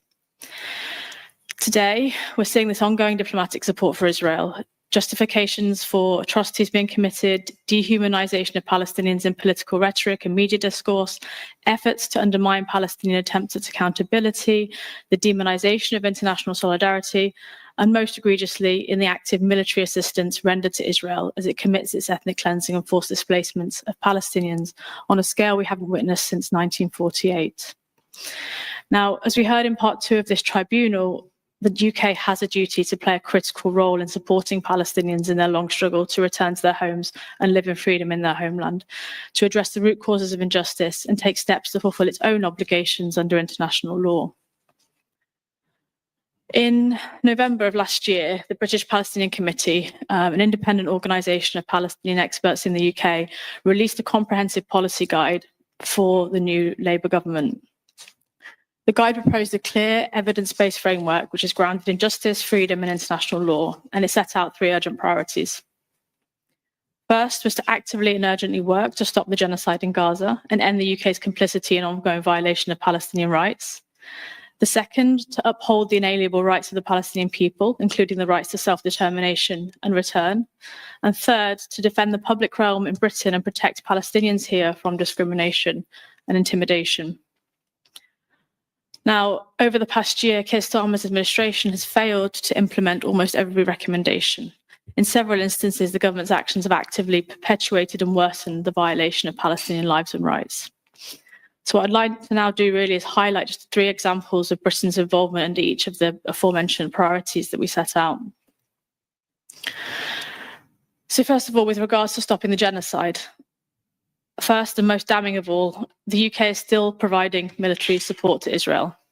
As we've heard from experts this morning, this goes far beyond the continued licensing of arms exports, including the supply of F-35 parts through the spares pool, without which Israel's fleet would simply not be mission capable. The British Army has been training on British soil a number of Israeli military personnel active in the genocide, and Royal Air Force bases are being used to ship military cargo and send surveillance flights to Gaza on an almost daily basis. Second, with regards to wider trade with Israel, and actually this is something Fran just mentioned as well, while we saw the government announce the suspension of trade negotiations in May, UK ministers made it clear that the suspension was only limited and temporary. In fact, it seemed to last only a matter of days, with the UK trade envoy to Israel announcing via X just a week after the Foreign Secretary's statement that he was in Israel to, quote, promote trade with the UK. So without any kind of economic or diplomatic sanctions, Israel will never be compelled to abide by its international obligations as set out inter alia in the ICJ advisory opinion on the legal consequences of Israel's prolonged occupation. Thirdly, ministers have refused to support the South African submission at the ICJ in the genocide case against Israel, and also push for the prosecution of ICC by the International Criminal Court, the ICC, of Israeli officials for war crimes and crimes against humanity. While a growing number of states, such as those that make up the part of the Hague Group, as well as Belgium, Norway and Spain, have taken positive action to address the unfolding genocide, the UK remains a glaring outlier, increasingly politically isolated and morally adrift. In terms of upholding the inalienable rights of the Palestinian people, including the right to self-determination and return, the UK is yet to formally recognise that Israel's laws, policies and practices meet the legal definition of apartheid and take the appropriate and effective action to remedy this crime, which it could do so by such means as pushing for the reconstitution of the UN Special Committee Against Apartheid and the UN Centre Against Apartheid. Regarding UNRWA, while the Labour government restored some funding to the agency following the previous government's appalling decision to suspend support at a time when Palestinians needed their services the most, the restored funding has remained lower than previous levels despite the greatly increased need. Moreover, this government, as with previous governments, has failed to defend UNRWA from long-standing attacks designed to delegitimise and undermine the Palestinian right of return, particularly following the banning of the agency by the Israeli Parliament in October of 2024, which contravenes the 1946 Convention on the Privileges and Immunities of the United Nations.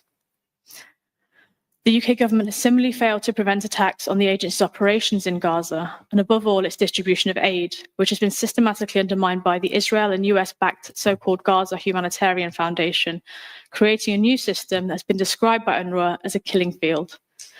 Meanwhile, only yesterday, the Trump administration added several more of our frontline human rights defenders to their sanction list, including Al-Haq, Al-Mazan, and the Palestinian Center for Human Rights. This government should be acting urgently to condemn and reverse such decisions. On the right to self-determination, we saw on the 29th of July that the Prime Minister threatened Israel with the recognition of a Palestinian state, unless Israel takes steps to re-allow food into Gaza, agrees to a ceasefire, and promises not to annex the West Bank. Now, in the context of an ongoing genocide, which is unfolding with British support, this symbolic and conditional recognition from the UK will do nothing at this time to safeguard the Palestinian people's inalienable right to self-determination. In fact, it's actively undermining international law by casting the right to self-determination and the illegality of the occupation as negotiable. So this really, along with other minimal steps taken by the government, limited arms license suspensions, sanctions on individual settlers, announcement of trade talk suspensions that seem to have not borne out, really just represents a very performative and cynical attempt to diffuse the pressure that the government has been facing in its role, over its role in Gaza. Lastly, in terms of the rights of Palestinians here in the UK and the defence of civil liberties of those standing in support with Palestine, what we've seen is that through their hostile foreign policy, successive British governments have entrenched structural racism against Palestinians in the UK. This has been consistently reinforced from Downing Street and across British media, and is exemplified by things like parroting the self-defence rhetoric invoked by an occupying power against an occupied people, by Keir Starmer's endorsement of Israel's siege on the entire population of Gaza, just to name a couple of examples. Today's Labour Party and opposition in government has supported laws and policing actions that severely restrict peaceful process and expressions of solidarity, including prescribing civil disobedience groups like Palestine Action, meaning that demonstrators now potentially face years in prison for protesting this country's involvement in the mass murder of women, men, and children. Furthermore, the government has remained silent as students mobilising for Gaza on university campuses, employees in their workplaces, and hundreds and thousands of people taking part in demonstrations have faced intimidation, disciplinary actions, and police interventions. And finally, here in Britain, watching helplessly on as their loved ones are bombed, displaced, and starved, Palestinians from Gaza have campaigned for a family visa scheme based on the Ukrainian model until it is safe to return home. The government has consistently refused, despite cross-party calls on a petition with over 100,000 signatures. And earlier this week, we saw the Home Secretary suspend refugee family reunion altogether, the only legal route for spouses and children under 18 to join loved ones. This move will have a devastating consequence for anyone seeking to bring family members to safety, and takes a sledgehammer to the professed principles of the Labour Party, as this government continues to pander to a far-right agenda. So in closing, the members of this tribunal, the policymakers in the buildings around us, and the wider British public should be under no illusion. We are witnessing one of the most heinous crimes in modern history. What is being inflicted upon Palestinians, our loved ones in Gaza today, will forever be remembered as a stain on our collective humanity. And yet, despite all of the horrors, there still remains an opportunity to change course. Britain has the legal, moral, historic obligation and the power to do so, to prevent the extermination of the Palestinian people, to correct the historical injustices of British colonialism and right the present injustices of Israeli colonialism. Ending all forms of military, diplomatic and economic support for Israel's genocide must be the absolute priority in order to protect Palestinians in Gaza and across Palestine. This must go hand in hand with accountability for the countless crimes that have been laid out through hours of testimony yesterday and today. Anything short of this amounts not only to complicity, but participation. Thank you. Thank you very much. Do you have questions? You can. So just for the purpose of our later discussion, two statements if based on your witness statement. First of all, so on an international level, the UK has refused to engage in multilateral efforts to promote international peace and security as well as equality. And the second thing is, and I was wondering if you could give us a further example in that British citizens of Palestinian origins were not protected and treated equally, rather with exceptionally, and have faced cases of intimidation as well as deprivation of their basic human rights, such as the right to family and the right to movement. I'm wondering if you could comment on these statements. Yeah, I mean, to take the British citizens of the UK or Palestinians resident in the UK, as you say, we've seen across a lot of different areas, employment discrimination, surveillance, limited access to services, that things that in some ways affect a number of different communities in the UK, but specifically in the case of Palestinian, there is an element of a specific attempt to suppress Palestinian identity, history, and the lived realities of Palestinians, which is part and parcel of Britain's role in Gaza. So there's a real connection between the foreign policy and what happens here in terms of domestic policy. And so there is always this underlying effect racism, structural racism that Palestinians face here in the UK. Just to make sure I understand. So we've been hearing here about a politics of deception and a cover-up by the British government about its complicity and maybe even participation in the genocide. And what you're telling us here today is that those that are trying to uncover this, particularly Palestinians here in the UK, are being discriminated against, being shut up and hounded basically by the UK government. Is that the case? Yeah, I mean, it's the case that the UK government is often standing by and allowing this to happen through other forums, whether it's through universities or through employers. And actually, it's not even about Palestinians who are trying to uncover some of this stuff. It's about Palestinians trying to live. I mean, it's unfathomable that you have a group of people who are suffering, whether directly through family members in Gaza being bombed and murdered and starved, or by seeing their people in this situation, suffering this kind of trauma, and then having a second layer of trauma of then when you actually try to even speak about that or speak to your reality or your lived experience, your history, that then you are disbelieved, interrogated, intimidated, silenced. If you go a step further and decide to protest these things more publicly, then yes, there's people people have been dismissed from jobs, people have been intimidated and silenced all over the place. And it's unbelievable that while a community that needs actually more support than ever before right now is actually being demonized and victimized in this way is Thank you very much for... Yes, please. A quick follow-up. I'm wondering also, because we've heard a lot about this, which is the role of the Israeli lobby and the UK's government also tolerance of that in the role of further intimidation of Palestinians. And I'm wondering if you have any comments in regards to that. I mean, I can't speak. I'm not in the room with those who are lobbying. But what I can say is I can say the experience that we've had as British Palestinians and Palestinian organisations in terms of trying to access government, and that is that we've been met with effectively silence whenever trying to reach out. So I think, for example, we sent maybe 5 letters, it was 5 letters between August 2024 and October 2024 to the Foreign Secretary around specific attacks that have been happening on Gaza. Sometimes it was schools, sometimes it was different areas. There was a coffee shop in Tulkarem as well in the West Bank that was bombed during that time. And were met effectively with silence over that period. So in terms of having any kind of access as Palestinians, there is very little with the leadership of this country. And my understanding from what I've read and what I've seen and what we've all seen is that that's not the case when it comes to those advocating for Israel. Thank you. Thank you very much, Sarah. Professor Eyal Weizmann, the floor is yours.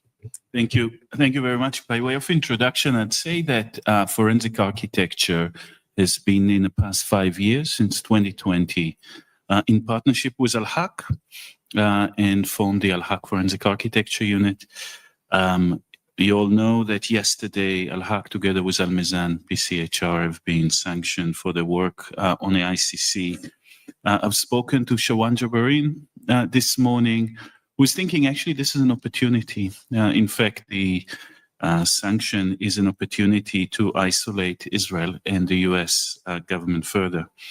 Al-Haq has obviously been also designated as a terrorist organization alongside 7 other groups of Palestinian civil society has been raided, including our colleagues' team there, the Al-Haq Forensic Architecture Unit. So I think that we are in a situation where genocide, we need to understand the Israeli genocide in Gaza as including within it, as historically is always the case, genocide denial. So there is no genocide without genocide denial. Genocide denial is not a rhetorical act. Genocide denial is operating in the field of policy. It's operating on the ground. It's operating as the targeting and murdering of journalists and human rights defenders. And genocide denial is what enables genocide. In fact, they're two parts of the same thing. It's not like we are talking here about something that is external to what is happening in Gaza. It is the same process.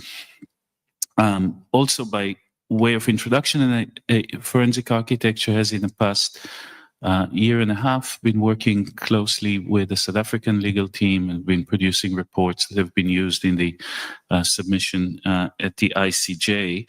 I will not present this work, but I'll be happy to answer questions about it later if this is necessary and wanted. I want to use my testimonial today to speak about really what we are engaging with right now, as in the past few weeks. The destruction of Gaza City that is happening as we speak, and particularly the relation between construction and destruction. The reconstruction plans, some of which endorsed by the British government, and the way that they are entangled with the patterns of destruction that we see on the ground.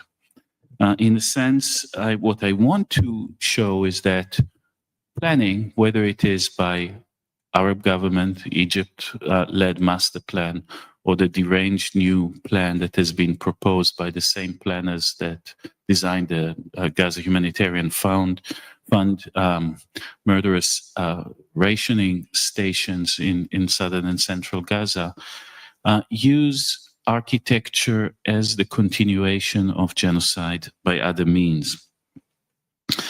And endorsing any that design for Palestinians over their heads and design actually plans of reconstruction on the mass graves of Palestinians in Gaza, ignoring Gazans completely, is directly continuous with the destruction that is happening. And I'd like to show that. So this is really a plan that has been produced in the past few years.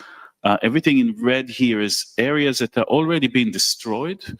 And when we are speaking about destruction in Gaza, it's different than any other form of destruction that forensic architecture has seen over the years. It's not like buildings are destroyed and falling onto the footprint, but a form of destruction that needs to be understood as ungrounding, in which no surface features are left. So all the area in red is a certain kind of desertification, if you like, in which all plot lines and all surface features have been removed. Palestinians have been pushed precisely into the sand dunes, as you see here in an older aerial image of Gaza. You could see that Gaza effectively has two types of grounds of soil. The sand dune in the south is where Palestinians are being pushed to as a kind of a waiting room on their way to expulsion. These are the sand dunes, and these arrows are not arrows that are graphically added by our team. These are collected from Israeli expulsion order, all of them leading onto the sand dunes of Al-Mawasi. This is the kind of past few weeks. Yeah, maybe. I don't like it, but maybe it's coming all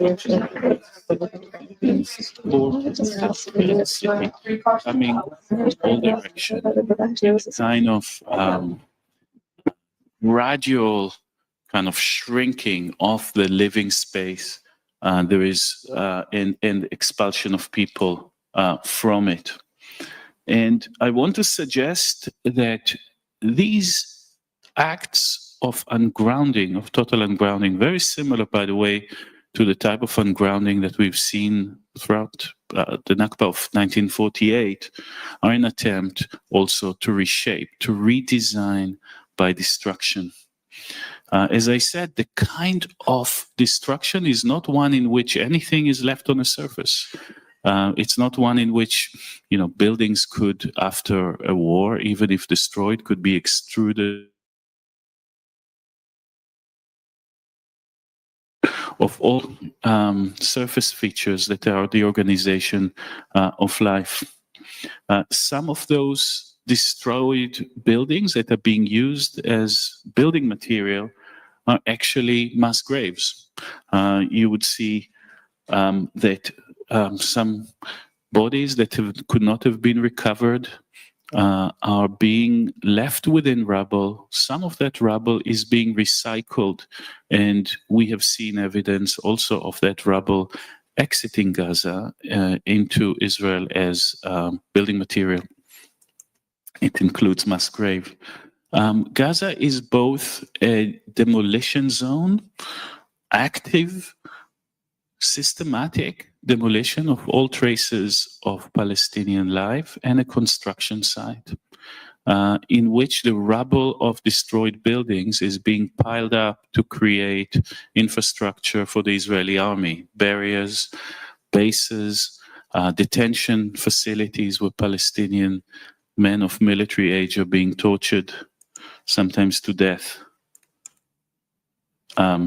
These are the kind of construction that we see continuously in Gaza. I mean, Gaza is a relatively flat area, and Israeli bulldozers are raising it into a landscape, continuously shifting landscape, in which the rubble of the destruction of everything that Palestinian life was is reshaped into those almost military bases that are tracing the footprint of the history of Israeli settler colonial project in Gaza.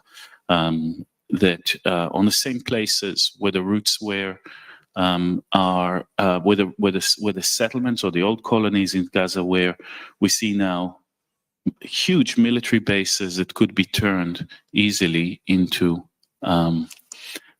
settlements.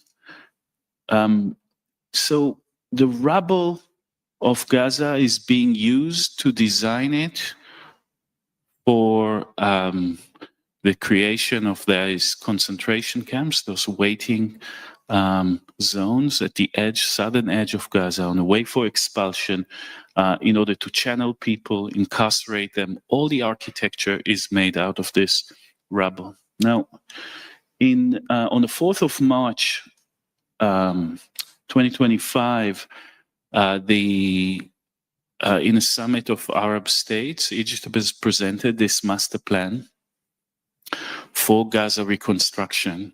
And we've done an analysis on it. But it's really important to say that this master plan has won the endorsement of Britain, together with other EU countries.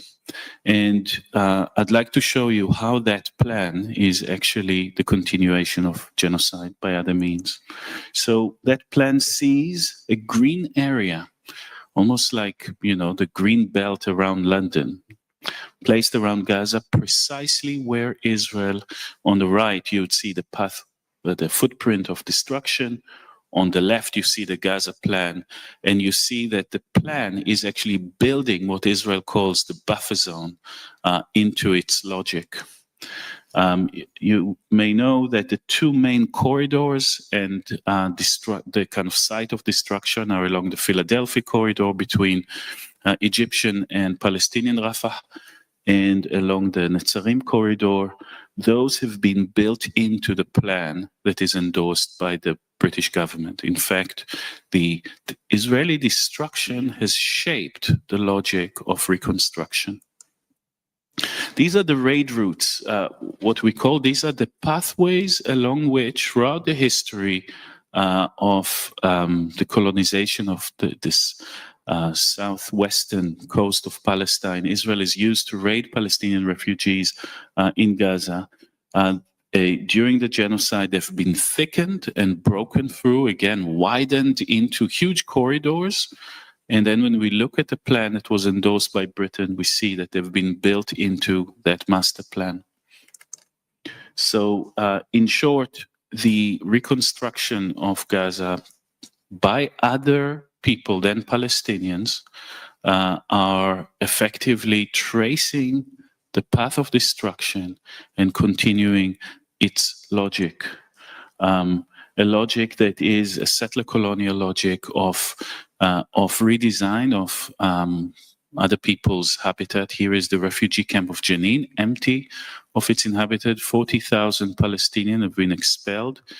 As the Gaza doctrine is being applied now also to the West Bank, it is refugee camps like Jenin and others in the north part of the West Bank that are being redesigned by destruction. And now back to the master plan, or this kind of image that has been produced precisely by the same people that have designed the Gaza Humanitarian Fund Foundation, with the participation of this person on the right. And it seems to me that any work, and with this I want to, Britain endorsing other people designing anything on the sites of mass grave. Literally, I've shown you graves that are building destruction, that are grave. Of course, one could say Israel itself is a kind of beachside development on Palestinian mass graves. But in that case, we're seeing an image of reconstruction that is genocidal in its nature. There are plans, there are Palestinian plans. The Phoenix Gaza is created by a group of Palestinian planners, both within and outside Palestine, that are thinking, and I think in a right way, about the future of how Gaza would be, and would have to negotiate, of course, the difficulty of designing within a place that has been conceived as a refugee camp, that maintain the right of return and the claim for return, while actually respecting the social reality that has been produced there. And again, I think that Britain endorsing any plan that is not made by Palestinian is genocidal. Thank you. Thank you very much. Thank you very much for this, Jeremy. Lyle, thank you very much for the very powerful evidence you've just put to us this morning. Two questions. I've been in Gaza many times over the years, particularly before 2015, and in my memory, the majority of the eastern part of Gaza was less densely populated, and there was a considerable amount of agricultural activity going on there. And indeed, at one point, there was an attempt to turn Gaza into a sustainable production of fresh fruit and vegetables to feed the population. What evidence have you got, not just of what's happened to those very successful agricultural projects, and they were very successful, and have any defoliants been used on the ground which would make the return of agriculture there impossible? And secondly, the point you made about the destruction of buildings and the numbers of bodies that are found within them, have you any evidence, or is it possible that the rubble that is now being used as hardcore for construction by Israeli forces could actually contain human remains within it? Yeah, thank you. So I think it's important to mention in my testimonial that historically, and I'm talking about the end of the period of the Ottoman Empire, beginning of the British Mandate, the area of the northern Nakab has been the breadbasket of Palestine. It's contained some of the most fertile soil. The Wadi Gaza basin is extremely fertile. It was the center of production of wheat and barley. In fact, the British beer industry at the end of the 19th century was relying greatly on export of barley from the Gaza precinct in this time. During 48, obviously, Israeli paramilitaries and then the Israeli army tried to dislodge all Palestinian community from the fertile areas of the Wadi Gaza basin and push them towards the sand dunes. But a sliver of fertile land has remained within the area that was protected historically by the Egyptian military. So if you want, you can think of Gaza as divided in half on east and west of the Salahuddin Road, or the old historical Via Maris, perhaps the oldest route in the world. West of it is sand dunes. East of it is this fertile Lurs, and it has given ground to enormous agricultural activity over the years. From strawberries to citrus trees to also wheat and barley that was there.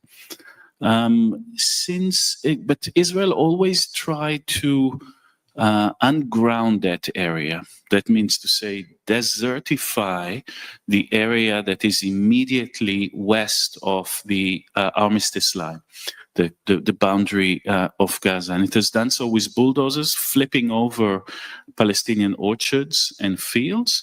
And since 2014, it has done so with dust croppers, using herbicide. And this is one of our investigations in forensic architecture. We showed how Israeli planes, dust croppers, are using at the time that the wind goes from east to west, they are spraying the defoliants in order to kill old plants on the west side of the border. So anyone that has managed to maintain agriculture in this area has done so against all odds.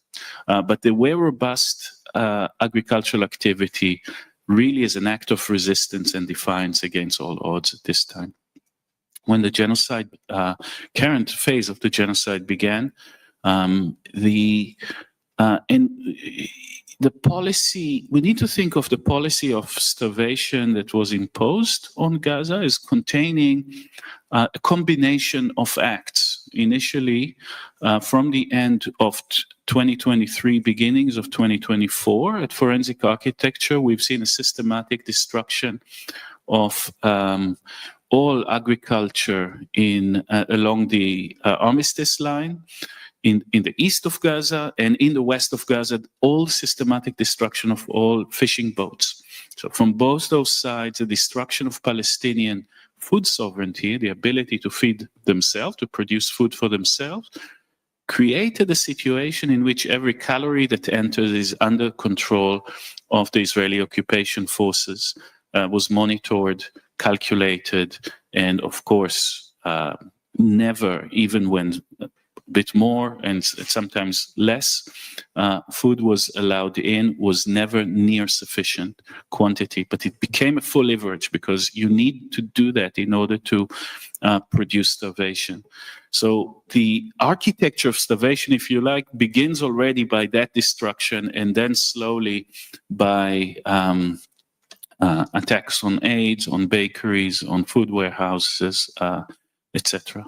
About whether we know that there are 10,000 Palestinians missing. There's simply, and I think by now, perhaps the number is bigger, unaccounted for in the official death toll of the Palestinian Ministry of Health.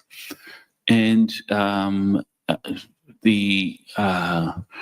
given the form of destruction, given the way that buildings fall into deep craters of the kind of munition that are being thrown at them, sort of what is called ground penetrating bombs, The bombs that Israel is throwing are exploding sometimes 20, sometimes 30 meters under the surface. What that creates is a type of collapse that brings the building into the crater and is covered by the remnant rubble. There is simply no means with the existing means that are left in Gaza to retrieve those bodies. So those bodies are effectively deep in the subsoil. And so if you take that soil, if you remove that soil, if you use building rubble as construction material, whether it is in Gaza itself for military bases, or if you take it out, or even if the US military, when they build a pier during the winter of 2024, that is being built with material that is most likely containing human remains. So it's built out of mass graves. I want to say another thing about that form of destruction, that buildings are kind of like solid toxic waste. There's a lot of material that go into buildings everywhere. In Gaza, there's also a large quantity of asbestos still in places. When you demolish buildings, you pulverize them, that all these materials are released either into the subsoil or into the soil. And the pollution that makes on the soil itself, according to experts that we've been in touch with, would take decades to actually remove, if at all. So you take the most fertile agricultural soil and you've made it toxic for generations to come.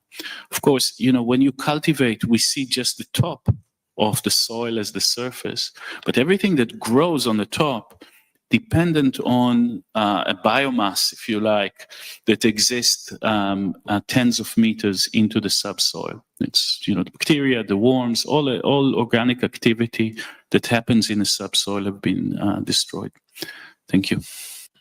Thank you very much for this. Another just quick question, ma'am, which is, you've explained to us the plan that has been put forth, as well as the fact that it's endorsed by the UK.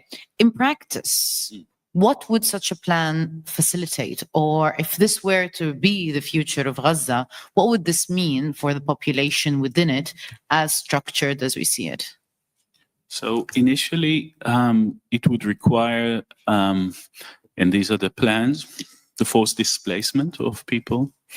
When you build as a tabula rasa over, and nothing in those plans that I've seen respect any footprint of any of the Palestinian cities, villages, refugee camps. These are historical places. They are sets of relationships that have been formed there over the time.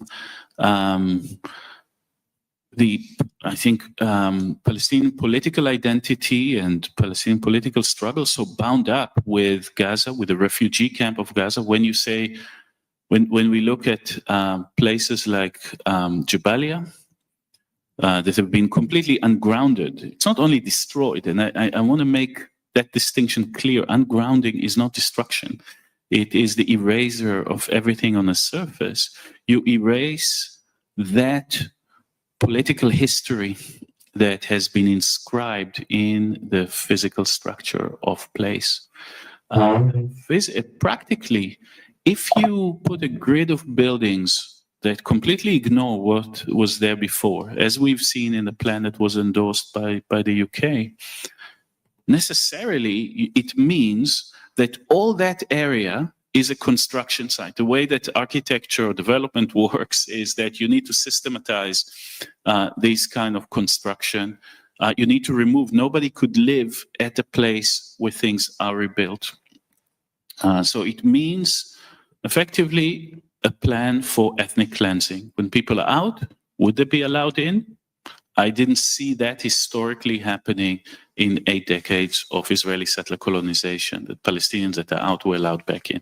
So I think wherever they say you take people out, this is forced displacement. again, by architectural means.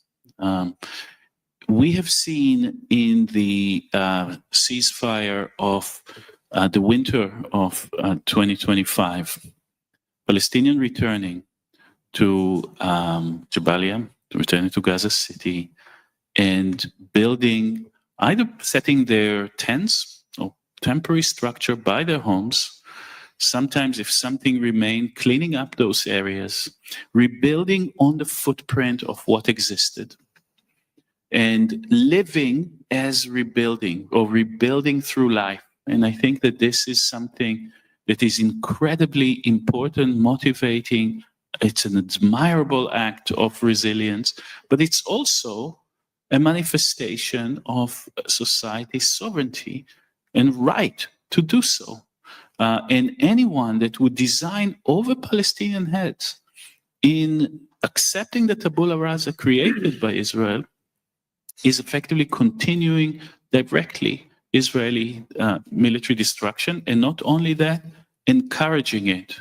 Because when Israel has seen those plans produced before it broke, so the 4th of March, the Arab master plan endorsed by Britain and the EU has been published. And, you know, you're a general in the Israeli army and you see, oh, wow, they accept our pattern of destruction. Let's continue. It's feeding that kind of positive feedback loop of a future image driving present destruction driving the future image, etc. So, you know, plans and architecture is not simply a ghost that is kind of in the future. It feeds into the present. And this is something that we must bear in mind. And this is why we must resist and make sure that Britain is held accountable for endorsing such plans. Thank you so much, Eyal, and thank the other witnesses, Sarah and Fran. I think your contributions here have been extremely important for the panel, and we will definitely integrate them into our final report. Shad? So now we'd like to invite our last two witnesses for this session. And our first speaker is Professor Richard Falk, who is an emeritus professor of international law at Princeton University, where he taught from 1961 to 2001. He's a leading scholar of international law and global governance, with a practical focus on human rights in the Middle East. From 2008 to 2014, he served as United Nations Special Rapporteur on the situation of human rights in the Palestinian territories occupied since 1967. He's currently chair of the board of trustees at the Euro-Mediterranean Human Rights Monitor. Professor Falk, the floor is yours. Thank you so much. It's a privilege for me to participate in this historic effort to hold the British government accountable for its complicity up to this point, and to hope that going forward it will act responsibly with respect to international law and to the long suffering and abused Palestinian people. I should say that I speak on behalf of the Gaza People's Tribunal that will hold a final session on the Gaza genocide in Istanbul on October 23rd to 26th. And I serve as president of that tribunal, and we are very much encouraged by the UK Gaza Tribunal, which places for the first time in a proper emphasis on the complicity of a major liberal democratic country. I cannot overstate the importance of such an undertaking, because without that complicity, Israel could not have done what it is doing. And of course, with the complicity of others, most notably my own shameful government, the US, which has continued without ambiguity or ambivalence to give unconditional support and to act beyond mere complicity to be an agent of the destructive policies being carried out in Gaza to this day. And I would also emphasize at the outset that this is a moment of dire emergency for the people of Gaza, who are threatened with mass starvation as a consequence of a famine that has been belatedly but officially declared by the International Bureau that is very cautious about reaching such a conclusion. If the world waits much longer, it will have waited too long, and history will remember the failure to meet this salient crisis of our time, a crisis that not only has compromised the integrity of governments professing to be sharing the values of the United Nations, including respect for international law, but have gone to extreme extent to discredit recourse by the Palestinian representatives to the UN and internationally to take advantage of the peaceful procedures provided by the International Court of Justice and the International Criminal Court to interpret and declare authoritatively international law. What they can't do, and were never designed or given the capability to do, is to enforce international law when the Security Council of the UN is paralyzed by its veto. So it isn't international law that has failed, but it's the political will of the supportive countries to this pattern of genocide that has been unfolding before the eyes and ears of the world for almost 2 years. A transparent, daily ordeal of atrocities that is denied its reality as well as enabling it to continue. And nothing reveals that denial more than the diplomatic support that has been given to Israel up to this day by treating it as a normal state.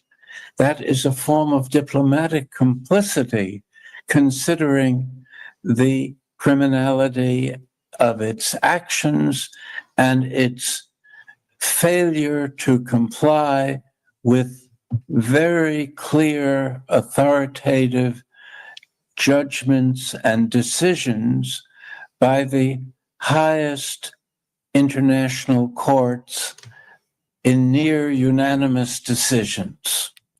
This is a shocking reality, and it's been obscured by various diplomatic ploys, most shockingly by the United States' denial of the right of Palestinians to come and attend the General Assembly session because they've resorted to what they call lawfare, which is actually one of the leading principles of international society and the UN, mandating states to resolve their disputes by peaceful means.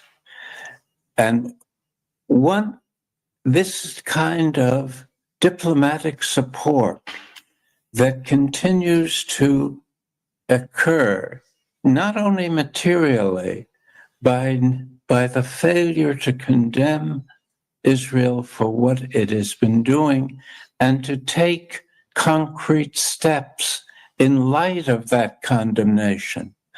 And we must observe that all of the anti-colonial wars have been determined not by the battlefields where weapons are used, but by the diplomatic dynamics of legitimacy and illegitimacy.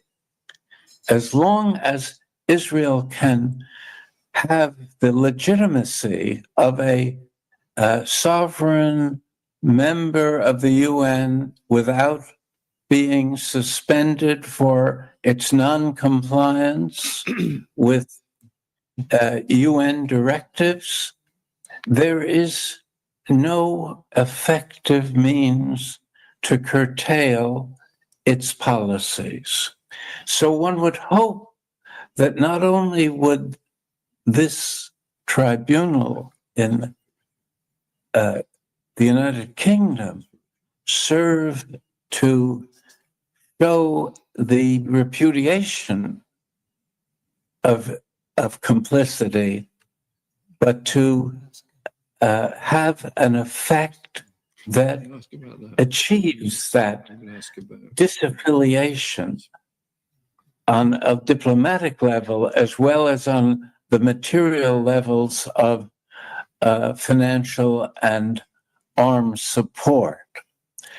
And one hopes this is an example that other complicit countries will follow, because we've reached the point where the governments of the West have shown the failure to uphold the most vital elements of international law, and they have been complicit in the violation of those vital elements. And the UN has been paralyzed as a consequence, and there has not been an alternative than turning to the people of the world and allowing their moral outrage to have a political consequence. And first of all, within those countries that have been complicit.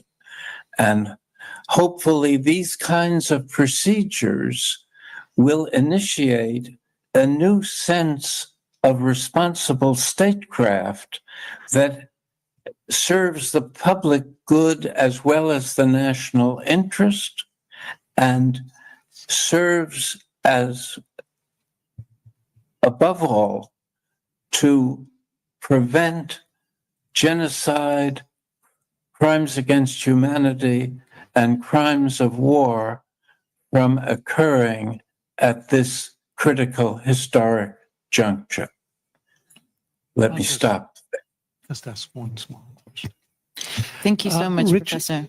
Richard, we have time limitations, so if you could just answer closely, do you see any resemblance between the kind of political deception and cover-up that people have been describing here today and the Pentagon Papers in the United States? That's an intriguing question, and it is certainly, there's maybe not a resemblance, but an analogous process of not wanting the citizenry to know what is really happening. The sanctioning of Francesca Albanese, the unpaid special rapporteur of the UN, for her truth-telling reports on the colonial settler genocide that have been occurring, is an example of privileging lies and punishing truth. And the Israeli killing of journalists through targeted means is a further emphasis by those that are carrying out these crimes on the need to suppress truth so the people won't act. And the media, too, have been complicit. The mainstream media have been integral to allowing complicit governments to hide the truth. Very quickly, Richard, thank you for your evidence.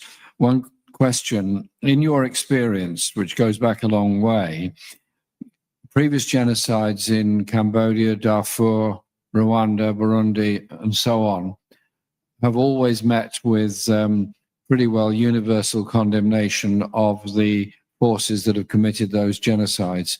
Can you remember an occasion when the ICJ has found a commission of genocide and the US government and others have not condemned the perpetrators of it?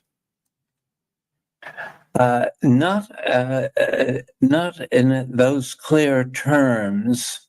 I suppose you could make a case that the Serbian genocide at Srebrenica is the closest example.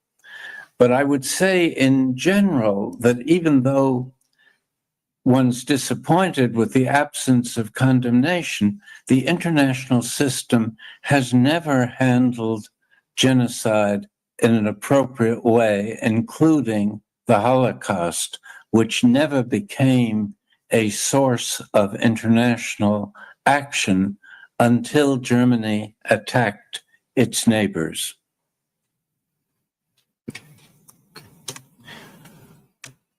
Thank you very much, Professor Falk. For the interest of time, we have to move to our next speaker, who is Rami Khayal, an organizer with the Palestine Youth Movement, PYM, a transnational independent grassroots movement of Arab youth in exile, organizing for the liberation of Palestine from Israeli occupation and confronting Zionism. He has worked on and supported a number of campaigns, blockading logistics offices, arms factories, with organizations such as Workers for Free Palestine, and has worked on PYM's Masks of Maersk campaign, which calls for logistics company Maersk to seize the transportation of military cargo supporting the Israeli genocide of Gaza, including components transported to the US for manufacture to be later shipped to Israel. Rami, the floor is yours.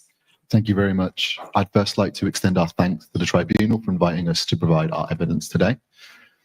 In May of this year, the Palestinian Youth Movement, in partnership with Workers for a Free Palestine and Progressive International, published a report exposing British arms exports to Israel covering a period of October 2023 to March 2025. During this period, thousands of military goods were sent from Britain to Israel, and the evidence suggests that these shipments are ongoing. David Lammy stated in Parliament that much of what we send to Israel is defensive in nature. It is not what we describe routinely as arms. However, our research shows that since October 2023, in fact, Britain has sent thousands of military goods to Israel, which are defined as arms and ammunition. Israeli Tax Authority, the ITA, data indicates that 14 shipments of military items were sent from Britain to Israel since October 2023. And from this data, there are 11 shipments by air to Ben Gurion Airport and 1 maritime delivery to Haifa, carrying over 160,000 military items. This includes a shipment of 150,000 bullets to Israel in October 2023. However, most of these shipments occurred after the British Labour government's suspension of around 30 arms export licenses to Israel in September 2024. The data shows that Britain has sent 8,630 separate munitions since the suspension took effect, all in the category of bombs, grenades, torpedoes, mines, missiles, and similar munitions of war and parts thereof. In addition to weapons and ammunition, evidence shows 6 shipments of 299 items, which the ITA identifies as tanks and other armoured fighting vehicles, motorised, whether or not fitted with weapons and parts of such vehicles. ITA import records include shipments from Britain to Israel, while falling under custom codes not explicitly classified as military, still warrant highlighting and examination. They show 4 shipments of 340 items in the category of parts and accessories for pistols and revolvers, 2 shipments of 27 items in the category of parts and accessories of shotguns or rifles. Yesterday, fellow contributors to this tribunal spoke on aircraft parts, particularly in relation to the F-35. As a part of our research, we reviewed the frequency of shipments of aircraft items from Britain to Israel.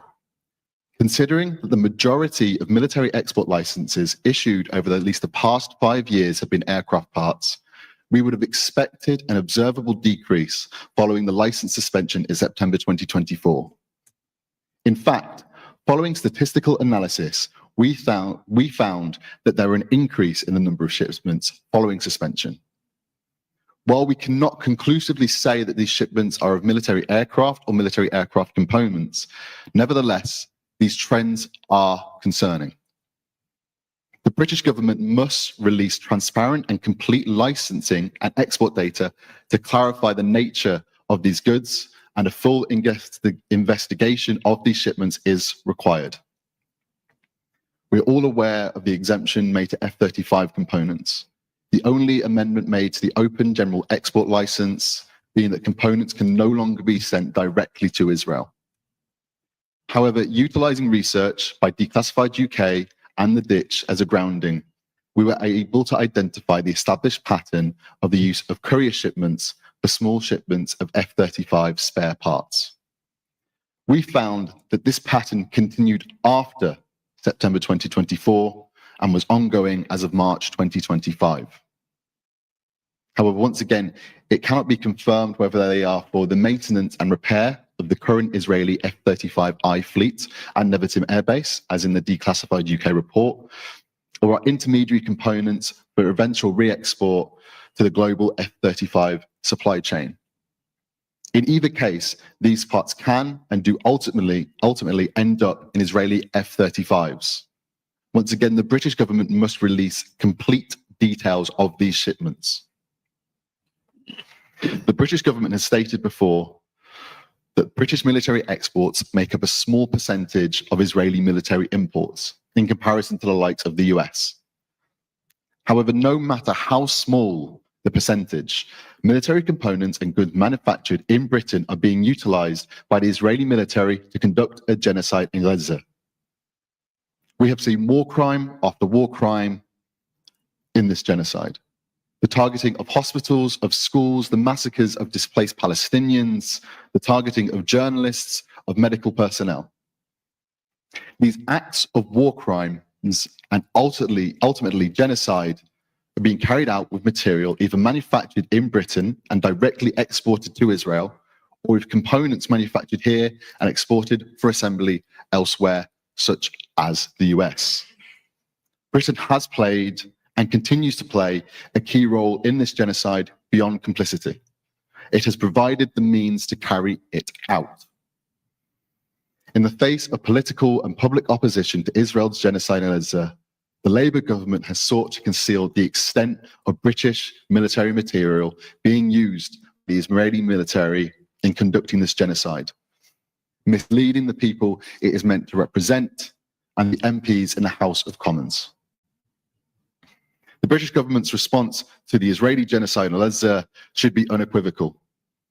At the bare minimum, international law should be upheld. War criminals like Israel's President Isaac Herzog should not be welcomed by Labour government ministers. He should be tried and sentenced in The Hague. The people of Gaza deserve unfettered entry of aid, and they deserve to receive it in a dignified manner. As of today, over 2,000 Palestinians have been killed seeking food and medicine for themselves and their loved ones. In order for this horrific daily murder of dozens of Palestinians in Gaza to end, an immediate, full, two-way arms embargo on Israel must be implemented. History will not look kindly upon those who have appeased genocidal fascist Zionism. We should be proud that British popular will is on the right side of history. Now, the political powers that be must implement it. And thank you very much. On the supply of parts to the F-35s, have you got evidence that the ones that have been put into the global supply chain do then end up in Israel? Unfortunately, due to the nature of British sort of exports, it's very difficult for us personally to be able to track due to the custom codes that are used, due to the opaqueness of the British system of tracking export licenses, as an example. So it's very difficult for us to track exactly where the shipments go to in a public sort of setting. That information is unfortunately, like I say, quite opaque. Ministers have claimed to me that it's impossible to follow through what actually happens to the components. My question is that from the time that there was any debate about arms control, this is going back more than 25 years, there was always an end user certificate arrangement where everyone in this country that produced any weapon that was sold to another regime had to sign an end user certificate to say where it would end up. The idea being that you could trace what happens to weapons as a result of that. What I've never understood is why the British government is unable to say what the end user certificate system is now in relation to components of F-35 jets, because clearly if they make a component, say, of the undercarriage, they must know which country bought that undercarriage for their plane. Unfortunately, when we were conducting our research into British arms exports,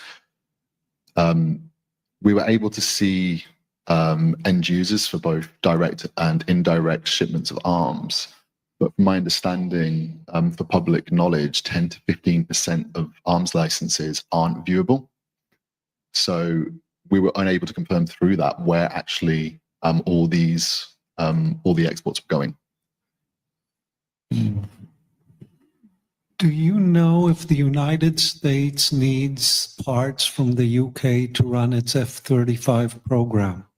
From my understanding, we produce 15% of the parts required for the F-35, and the UK is a key component into production of F-35. That 15% also for the F-35s used by the United States, not by Israel? That's my question. If you don't know, you don't need to answer. I'm not fully sure, but from what we have seen, the 15% that the UK manufactures is for all users of the F-35. Okay, thank you. If I may, do you have any knowledge if Herzog is the first senior Israeli official welcomed during the genocide, or has this been a more repetitive pattern of accepting people who might be held liable for war crimes and crimes against humanity as well as genocide? Unfortunately, I don't know if there's been any other visits. Yes. I just also wanted to ask, you mentioned munitions and landmines. Yes, that's correct. So how is this information accessible? So we utilized Israeli tax authority data. So the only way we could view that these shipments were being made wasn't with the data provided by our government, but actually data provided by the Israeli government. We tried quite intensively to use British government data, but it proved extremely difficult to gauge any idea of what was being shipped to Israel. Are we able to know which corporations would have produced that? No. That would be difficult. We're unable to see which corporations produced that. We're unable to see where it came from in the UK. The only thing we were able to see is the sort of receiving port, so Ben Gurion Airport and Haifa Port. So on this level, it is safe to say that even the Israeli government was more transparent about these shipments than the British government. Oh yes, 100%. The British government likes to claim that we have the most transparent licensing system in the world, but comparatively, in say like the US, you're able to track a shipment, what ship it's on, where it's coming from, what's inside the container, and the end port.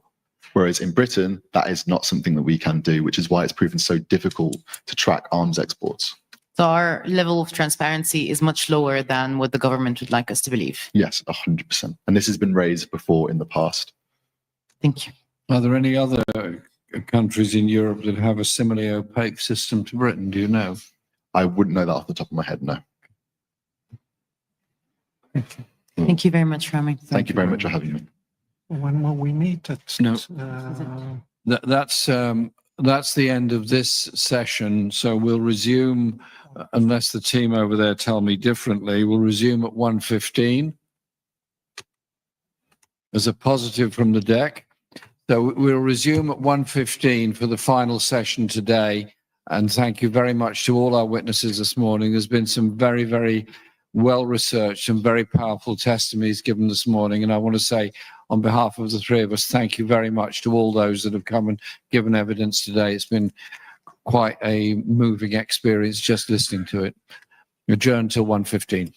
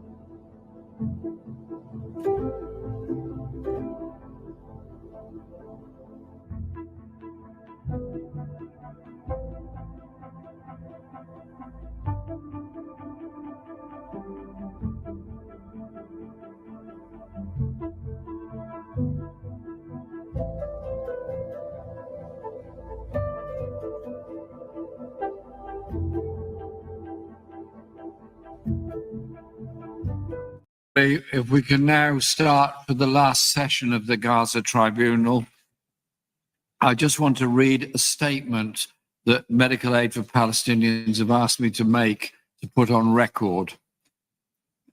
Medical Aid for Palestine remains a registered humanitarian organization in Gaza and the West Bank, holding valid registration with the Palestinian Authority. Our teams continue to deliver MAP's largest ever humanitarian response, working through trusted partners to ensure that medical and humanitarian aid reaches those who need it most, despite severe Israeli restrictions. That's the end of the statement. We're now into the last session of evidence we're taking, and then there will be some concluding remarks from the three of us, which will not be the last word on everything, but there will be our initial thoughts about what we've heard over the past 2 days.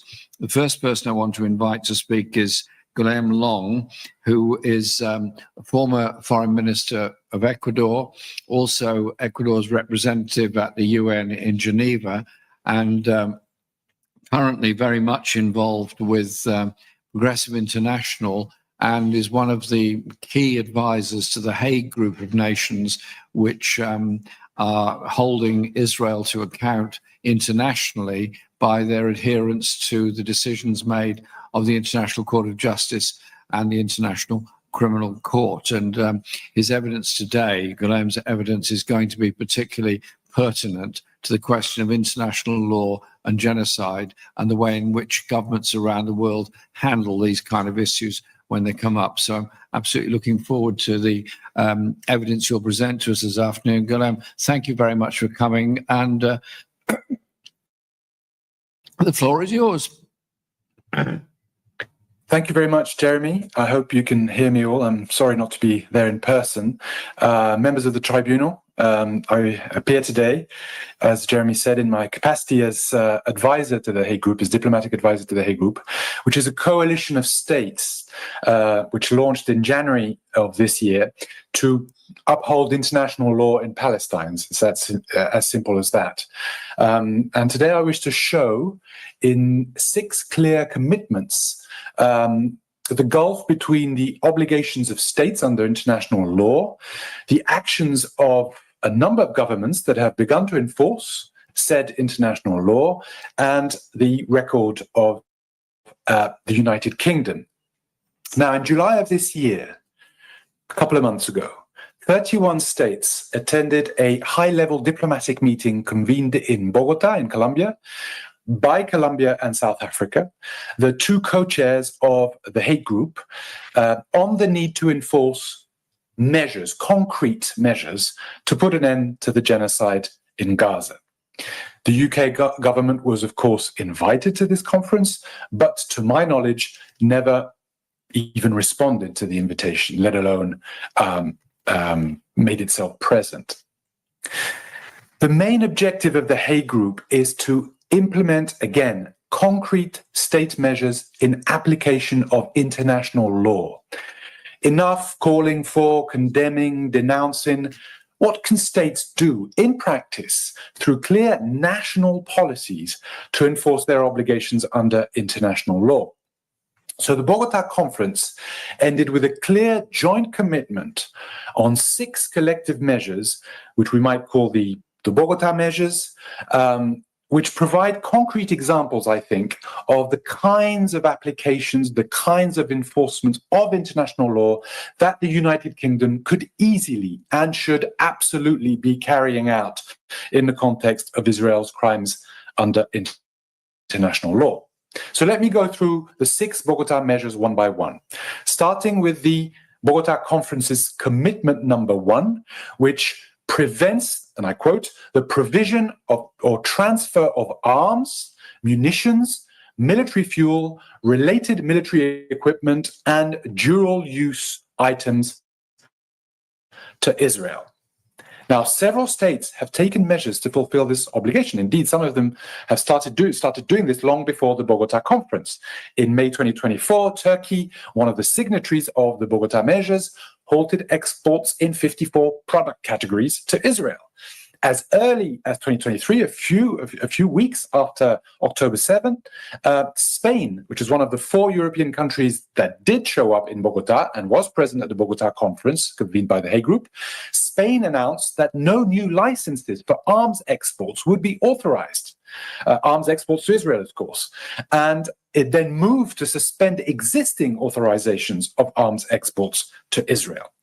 But also in the Netherlands, and this is admittedly not an executive decision, but we have a court of appeal which has ordered the government to hold exports of F-35 parts to Israel. This was in February 2024, of course, due to the risk of violations to international humanitarian law. This is extremely relevant to the UK, as we all know. Now, beyond the issue of exports, several other states have also started to significantly scale down their military ties with Israel. There are a number of examples. I can't give examples for every single measure, every single policy, but Brazil has finally cancelled its deal with the Israeli corporation Elbit Systems at the start of 2025. Chile has significantly cut security and defense ties with Israel in a number of ways and has put military imports significantly under review amongst a number of other states. In contrast, throughout 2024, the UK government refused to impose a comprehensive arms embargo and has continued in 2025 to issue licenses for weapons components destined for Israel. Weapons, which we know, of course, are being used in the genocide in Gaza. So that's for measure number one. Now, the Hague Group's Bogota Conference's commitment number two prevents, and I quote, the transit, docking, and servicing of vessels at any port, in all cases where there is a clear risk of the vessel being used to carry arms, munitions, military fuel, related military equipment, and dual-use items to Israel. Again, several states are already fulfilling this legal obligation. Malaysia, which is one of the key Hague Group founders, announced in December 2023 a nationwide ban on Israeli-flagged vessels and on any ships bound for Israel from docking at Malaysian ports. Namibia, also a founder of the Hague Group, revoked permission in August 2024 for the MV Catherine, this is a big case, to dock in Walvis Bay over suspicions it carried explosives destined for Israel. The Spanish government blocked the Mariana Danica, a ship, in May 2024, which was suspected of carrying arms to Israel, and it blocked it from docking at all its Spanish ports. In contrast, the UK has not barred Israeli-bound arms shipments from its ports. Vessels continue to pass freely through UK ports with equipment that we know is being used in the perpetration of war crimes. The Bogota Conference's commitment number three prevents the carriage. So we have arms embargo, we have ports, but we also have this measure number three, which is very important, which is the carriage of arms, munitions, military fuel, related military equipment, and dual-use items to Israel on vessels bearing countries' flags. This ensures full accountability, including deflagging for non-compliance with this prohibition. Again, several states have started to fulfill that obligation. Malaysia, as early as December 2023, explicitly banned Israel-bound ships from operating under its flag or through its ports. In May, recently, Antigua and Barbuda issued a directive to ban all its ships sailing under its flags to carry weapons to the conflict zone and confirmed that vessels in breach of these prohibitions were liable to be detained and that it would deflag the vessel and take all sorts of other legal actions. In contrast, the United Kingdom has issued no prohibition on UK-flagged ships carrying arms or fuel to Israel and no deflagging measures against vessels complicit in violations of international law.